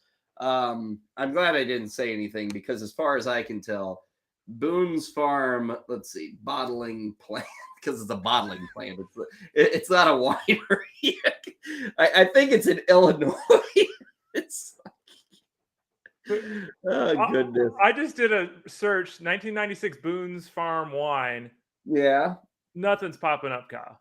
Oh, so nobody even had... Well, because everybody drank that stuff as soon as they could get their lips to Of course, it's so delightful. Yeah. There's no way. It would be so awful. You would get sick if you drank that. That's not supposed to be aged. Kyle, yeah. It's not. I gotta read this story. The Untold Truth of Boone's Farm. That sounds like something I could read tonight. I think that's gonna be Netflix documentary. Yeah. It says the manufacturer of Boone's Farm is shrouded in scandal. Ooh, wow. Did not know that. Okay, well, anyway, Boone's Farm is not going for even more than $15. But that other wine from 1996 is $414. I'm still confused with Eddie Murray's rookie card going for $45K. Give me a break. And then the Human Torch issue number 2, the debut of Toro, went for $28,000. So there you go. 2 out of 6 this week. Let's go to a guy who probably had I would guess he had a Boone's Farm phase at some point. He seems like the kind of guy who, back when Kyle was a young and, getting to know kind of, the cool ways of the world, I bet me and Justin Finsterman would have hung out and slung back some Country Quencher or Strawberry Hill or whatever that. Remember the neon blue stuff, Ray? It was like a Hawaiian wine. Yeah, oh yeah. There's actually a picture of Jeff Mans drinking that in Las Vegas while doing a show about 13 years ago. So yeah, I'll see if I can find the picture and share it with everyone. Oh, here's the flavors: strawberry daiquiri wine, Snow Creek berry. Blue Hawaiian is the goofy stuff. There you go. There's a fuzzy navel wine that Boone's Farm makes. Strawberry Hill, there's a sangria, and Country Quencher. So those, Justin, as we bring you in, surely you've had a few bottles of Boone's Farm in your day. I was more the Mad Dog 2020 guy, Kyle. Yeah, that's a good one, but it's too. all sweet. If it's sweet, then I'm gonna drink it. That's the big thing with me. I love the sweet, sugary drinks. Yeah, MD 2020. I forgot about that, man. Yep. You gotta go down they only sold that on the corner. Only on the corner. You had to be a corner liquor shop to get the Mad Dog 2020. So I have some very good friends, guys, who for my 20th birthday with duct tape tied one bottle of Mad Dog 2020 to one hand and 40 of Steel Reserve, Kyle, to the other. And I had no way of getting them released. Now, you know what they call that game, don't you?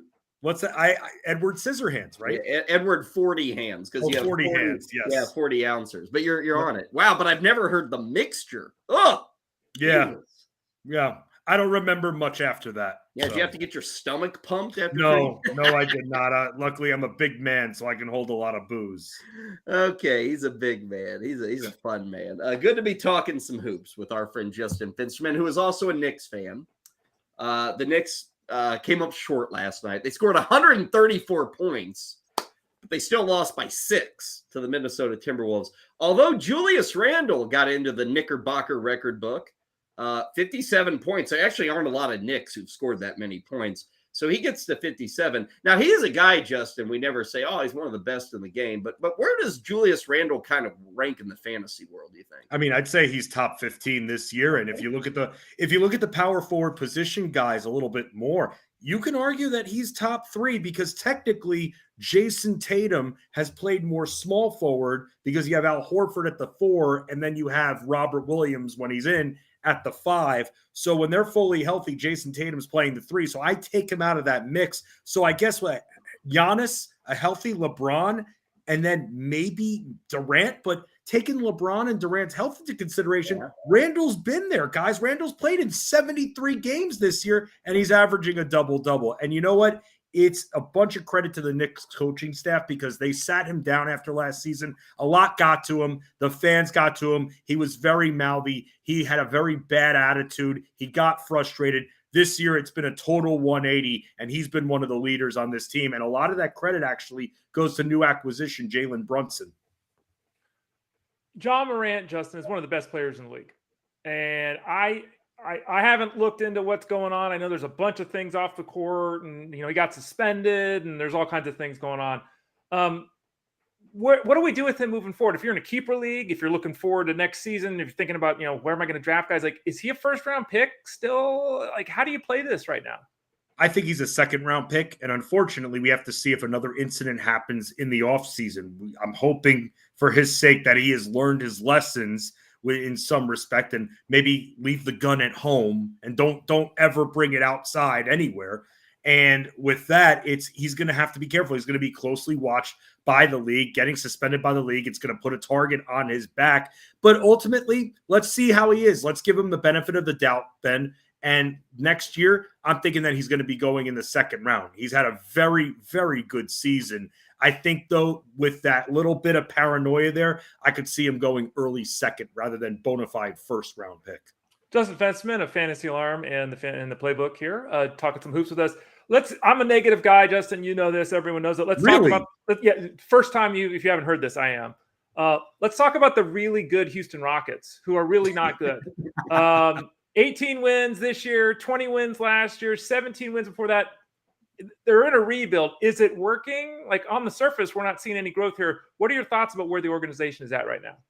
Is it working? Well, they flushed a lot of salary and they have a lot of young players. Now, are they ready to take that next step? No, I don't think that's the case. They need a few more younger players, and then they need someone who's either a second or third tier player to want to play in Houston. Now, James Harden, if he joins the Rockets, I don't know how that would change things, but let's say he goes there outright. Well, now you've got James Harden with Kevin Porter, who's had a very nice year. Jalen Green, one of them comes off the bench as Harden would be starting. Then it elevates them a little bit more. But I think Tari Eason, who's been studding out lately, is a stud. I think that ultimately not only is his defense has been good, but his offense. And he was behind a few players between him, KJ Martin. They've definitely opened eyes this year. Kevin Porter has been a little bit banged up throughout the year. Same with Jalen Green, but both of them look like pieces that'll grow. Green's really more of a scorer.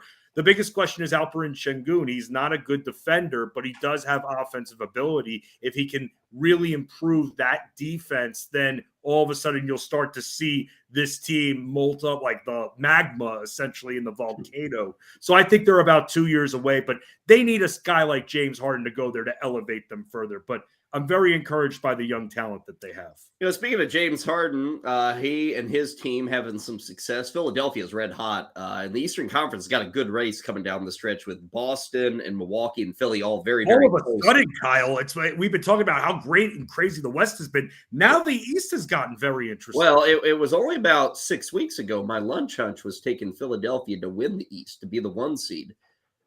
They were quite low. They were only like 4 games out, but everybody had their money on Boston and Milwaukee. It was like 4 games. Geez, they can make that up. Embiid, he's been huge. Now, they lost last night, but they've been playing really good basketball. Embiid is now getting a lot of MVP consideration. It had been all Jokic and Doncic and Giannis. Now we're hearing Embiid as the front runner. Where does this year for him compared to the other great years he's had? It's just a different guy we've seen over the last few months.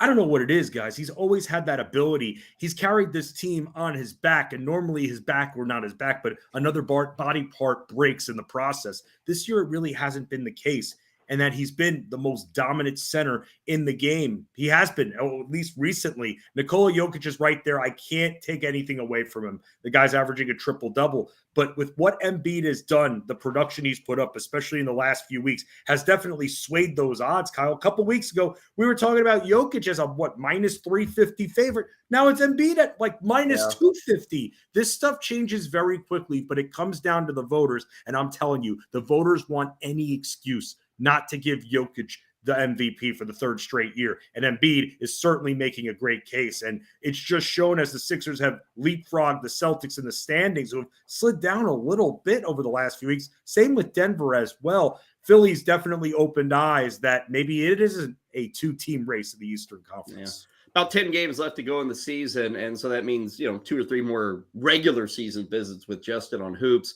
I thought that as we kind of get to the tail end, maybe we can take a deep breath, look back at positions. Ray wants to go negative, so I'll leave the bums for him. But let's start at guard, and we'll do forward next week. Center.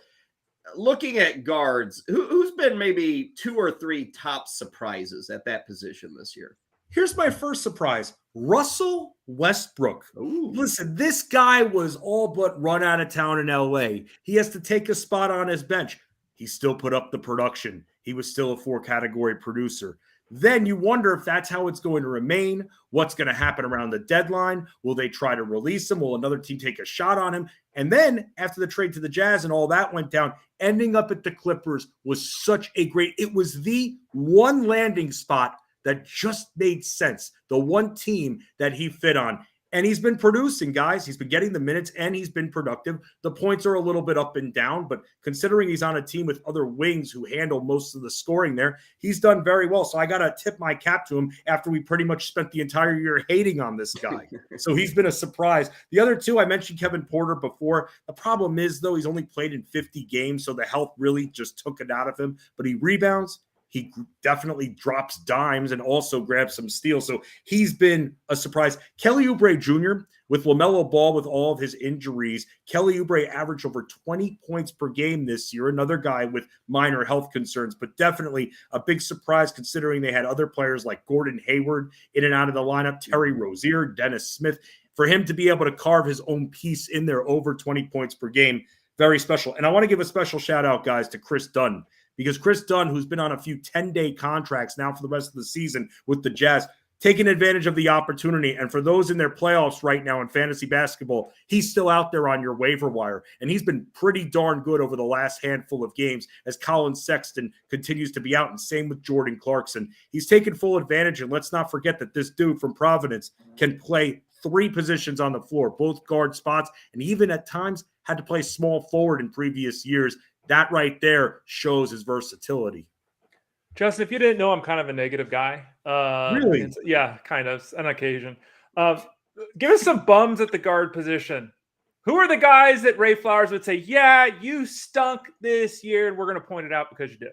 Well, let me throw it back to you guys for a quick second here. Do you consider badly injured players bums? I give them a pass. I give them a pass. Usually don't include injured Okay. guys. So because, Ray, you said no, I'll cater to you here since you're the negative Nancy of the bunch. And I'll say that LaMelo Ball is because he was injured going into the year. Now, we all thought he would be out, kind of like Chris Middleton. We all thought he would be out maybe 2 weeks, and that's it. It ended up being a lot longer than that. He came back for a couple games, re-injured himself again, came back again, re-injured himself again. The guy played less than 40 games this year, and he was a first-round pick. Unfortunately, you have to say that that was a bum effort there. But injuries at the same time, minor forgiveness. But going into next year, if he's at all banged up, and I'm seeing that, I don't care if his ankle just randomly swelled up, I am not drafting this guy in the first round. A couple other guards, guys. Marcus Smart, and this is in reality and fantasy. I mean, he'll get you those steals. He doesn't really do much in the scoring department as much, and he'll help you out a little bit on the boards and with the dimes. But even in a reality standpoint, he's not the same guy anymore defensively. He's not that shutdown perimeter defender, and I have no idea why, and it's translated a bit in his stats. Also, Shaedon Sharpe, the 7th overall pick, I think people thought, and I didn't think this, but others thought that he would be a nice spark scorer off the bench for Portland. But I think what people forgot, guys, was that the Blazers' backcourt handles most of their offense, and they got a guy who likes to shoot named Damian Lillard as well. Very polarizing player. And so Sharpe doesn't have much room to really shoot. He was taking 6 to 7 shots per game, and that's his bread and butter. I think people had higher expectations. I looked at that backcourt of Lillard and Simons and just said, nah, bruh, this guy's going to have trouble getting playing time and shots. He can dunk, though. He can throw down some dunks that Shaedon Sharpe can. Last thing, Justin, final 40 seconds or so. Wagers tonight. We got 6 games. A couple of good ones for those just looking for a good hoops game. Boston, Sacramento, bit of a showdown. Clippers and OKC. What about wagers for tonight? Anything you love? I got 2, and it always makes me a little curious on why this line is so low after seeing him go over it the last 5 games in a row. But Cole Anthony, I mean, Jalen Suggs is not going to play tonight. Cole Anthony comes off the bench, can play both guard spots here. 18.5 points and rebounds. He's been almost getting there on points alone, and he's been giving us 5 to 6 boards per game. So I find it very interesting that the line is this low considering his teammate that he shares time with is going to be out tonight. So it's a little peculiar. So I'm all over this. And then how about this one, guys, from the Detroit Pistons of all teams? James Wiseman, double-double against Atlanta. They suck at defending the post. And when it comes to James Wiseman, he doesn't have to deal with Jalen Duren coming off the bench tonight. He is going to be out, as is what seems to be half the Pistons, which is every day these days. So James Wiseman, double-double. I mean, the points, rebounds were at 25.5. I was a little scared off from that. If I'm thinking 10 and 10, though, for this guy, double-double, I saw it at -120 on DraftKings and normally would maybe go another direction. I'm cool with this matchup for him tonight. Sounds perfect. Sounds perfect. Let's see. End of the season about 2 weeks away. Is that correct? Yeah, we after this week we have 2 more full weeks left, and then normally in the past the final week was Monday through Wednesday, kind of awkward, but now it goes till Sunday the 9th is the final day of the regular season. So we're coming up on the end, guys. Well, and don't let Justin fool you. He knows his hoops, and he's probably playing for titles, but he's also getting a WrestleMania pool together, I bet. We're not too far away from WrestleMania, are we? No, we're not. It's coming up in 2 weeks, actually. It's, Kyle, it's a 2-night event now. That's what? Yeah. Wow. For the last few years, 2 nights, Saturday and Sunday. Ray, your nephew's going to be plenty busy that weekend. Let me tell you. What do we do? Like minor leaguers wrestling on Saturday? No. They just remember these shows are kind of split now. So Raw is its own brand, SmackDown is its own brand, so they can feature the wrestlers as much as possible. There is a little bit of crossover, but what they'll do is they'll take like the 2 biggest attractions and make them the main event on the both nights so that everybody watches. I think it's too much. Personally, I'd rather just dedicate an entire afternoon and evening to watching WrestleMania. I think 6 hours, Justin, 6 hours. I would for one night, but when it's 2 nights, 6 hours each, who has that kind of time? Ray and I have broadcasted 5 drafts together in the last 5 days. Who has that kind of time? I don't know. Hey, if they have enough time to watch wrestling, why stop at 3 hours? If you got that much time, go to 6. Go to 7. I would do 6. I have no problem with that. But for 2 full days, I can't do that. Well, then you're not a wrestling fan. I know. Then I'm out. I'm out of the group right there. Okay, Justin, pleasure, man. Good to see you. Great stuff. Anything special tonight with the playbook? We're going to be, of course, talking about Ronas hit a big bet there. I'll leave it at that. A little tease for all of you. I'm talking about one of the biggest bets they saw him hit. We talked about both plays on the playbook, and it's just I know that Ronas likes to give me a lot of crap, but I'm actually a good friend and a positive person and a good teammate. So we're going to be celebrating that, but also we're going to be previewing the Milwaukee Brewers. And then we're also going to just preview a lot of NBA for tonight, being that we only have a few weeks left in the regular season. So wagering, little fantasy baseball action, maybe talk about that Champions League draft, Ray. Watch out. Your team's going to be talked about. And then, we're just going to be talking multi-sport madness as we always do. Sounds like Ronas is getting a new softball mitt. Actually, you'll like this, Kyle. Remember the game Mortal Kombat? Yeah, I think I remember that. So we have a segment now that we started last week called Choose Your Destiny. Oh, I thought it would be Finish Him. Yeah. No. Wow. That's how we can evolve the segment. Look at you. You were a producer back. Yeah, when you're done with guys, like he sucks, I want to drop him. Oh my Finish God. him. Fatality. Oh, we can't do that. No. You can take that. You can have it. I got ideas just falling out my back pockets. Love that. So, yeah. Okay. Pleasure, man. Take it easy. We'll talk soon. Guys, thank you so much again for having me. Justin Finsterman there. Ray, maybe we'll get a WrestleMania preview. You want to be a part of that with Justin? Maybe get a preview a couple weeks from now? Like I'd like to be a guest on that show or have him on as a guest. Just like I couldn't do 3 hours of it, but I would love to see Justin get amped up to talk about it for 15 minutes. Yeah. He would be amped up. Yeah. I don't know any of the guys anymore. I've said this before. I'm so disappointed in the WWE. Like there's no nicknames anymore. It's just like Ray Flowers, and you come out there scowling like it's like Jimmy Anderson. It's like, come on. They really don't have nicknames anymore? I didn't know. Very few. Very few. They all go by their real names. It's boring. It's really boring. There's no Iron Sheiks. There's no Earthquakes. There's no Demolition. There's no Undertaker. There's no Ricky the Dragon Steamboat. There's no Macho Man. There's no George the Animal Steel. There's no Junkyard Dog. There's no King Harley Race. It's just like Tony Simmons. Yeah. That's what it is. It's just over and over. Kyle Alfred. Yeah, like there used to be the Brooklyn Brawler. Brooklyn Brawler, he was such a jobber. He'd come out there, and what I loved about the Brooklyn Brawler, Ray, is like his thing was he'd fight with trash cans and boards and anything he could find because he was a brawler. He was a street brawler. Those are the guys we need back. I like those guys. Okay, just a few minutes left here in our show. Do you got a lunch hunch for today, Ray? Anything for the baseball season? Yeah, for some reason I'm on the Padres train. We keep talking about them every day, and I figured I would just keep it going. We all often talk about points bands in football. They've got win bands, in baseball. So the number one on the list is 91 to 96 victories, and that's the one I'm taking. So 91 to 96 victories for the Padres this year. It's a plus 260. The odds go up from there. Actually, if they win 85 to 90 games, so have even less success, it's 300. And if they're under 84, it's 350.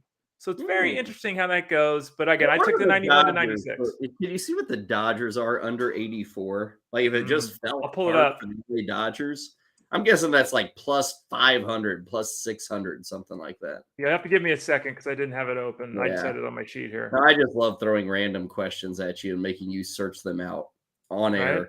within seconds. Well, if I knew how to operate the website better, let's see, division. Well, it's pretty tight too. I'm asking you for win bands, and then I'm going below just the win total. Win bands. Here we go. All right. Now I can find the Dodgers. No, I don't know the website. Otherwise, I'm pretty good at finding things. Dodgers. Their win band is 93 to 98 at plus 250. Again, the Padres are 91 to 96 at 260. Their total is under 86 wins. Under 84 wins is plus 350 for the Padres. Under 86 wins for the Dodgers is plus 340. Whew. 86. I don't mind that. Of course, they've been winning 100 games every year now for 3 years. I don't know. I guess we're pro Padre, but anti Dodger. So at least we're not pro Giants. Oh my God, that team. Can't stand that team. So we'll stay away from them. My lunch hunch, NCAA tournament. You can get tournament champion odds, even though we're now from 68 to 16. Alabama, man, they were plus 350 yesterday. They're plus 340 today. So right now it's plus 340, and they just have a nice road. It's smooth. They get a 5 seed, San Diego State, coming up. I think that's Friday night. Bama's the 1 seed. After that, they'll take either a 6 or a 15 if they can beat San Diego State. So that would be the winner of Creighton Princeton. And then they would face either Florida Atlantic, Tennessee, K-State, or Michigan State in the semis. None of those teams are higher than a 3. Hey, nothing's automatic. They're plus 340, okay? But they have a pretty smooth road to the title game. Still a long shot. And you might even like better odds than 340. They're kind of getting a lot of hype right now. That's why we're seeing a lot of attention there on Tennessee.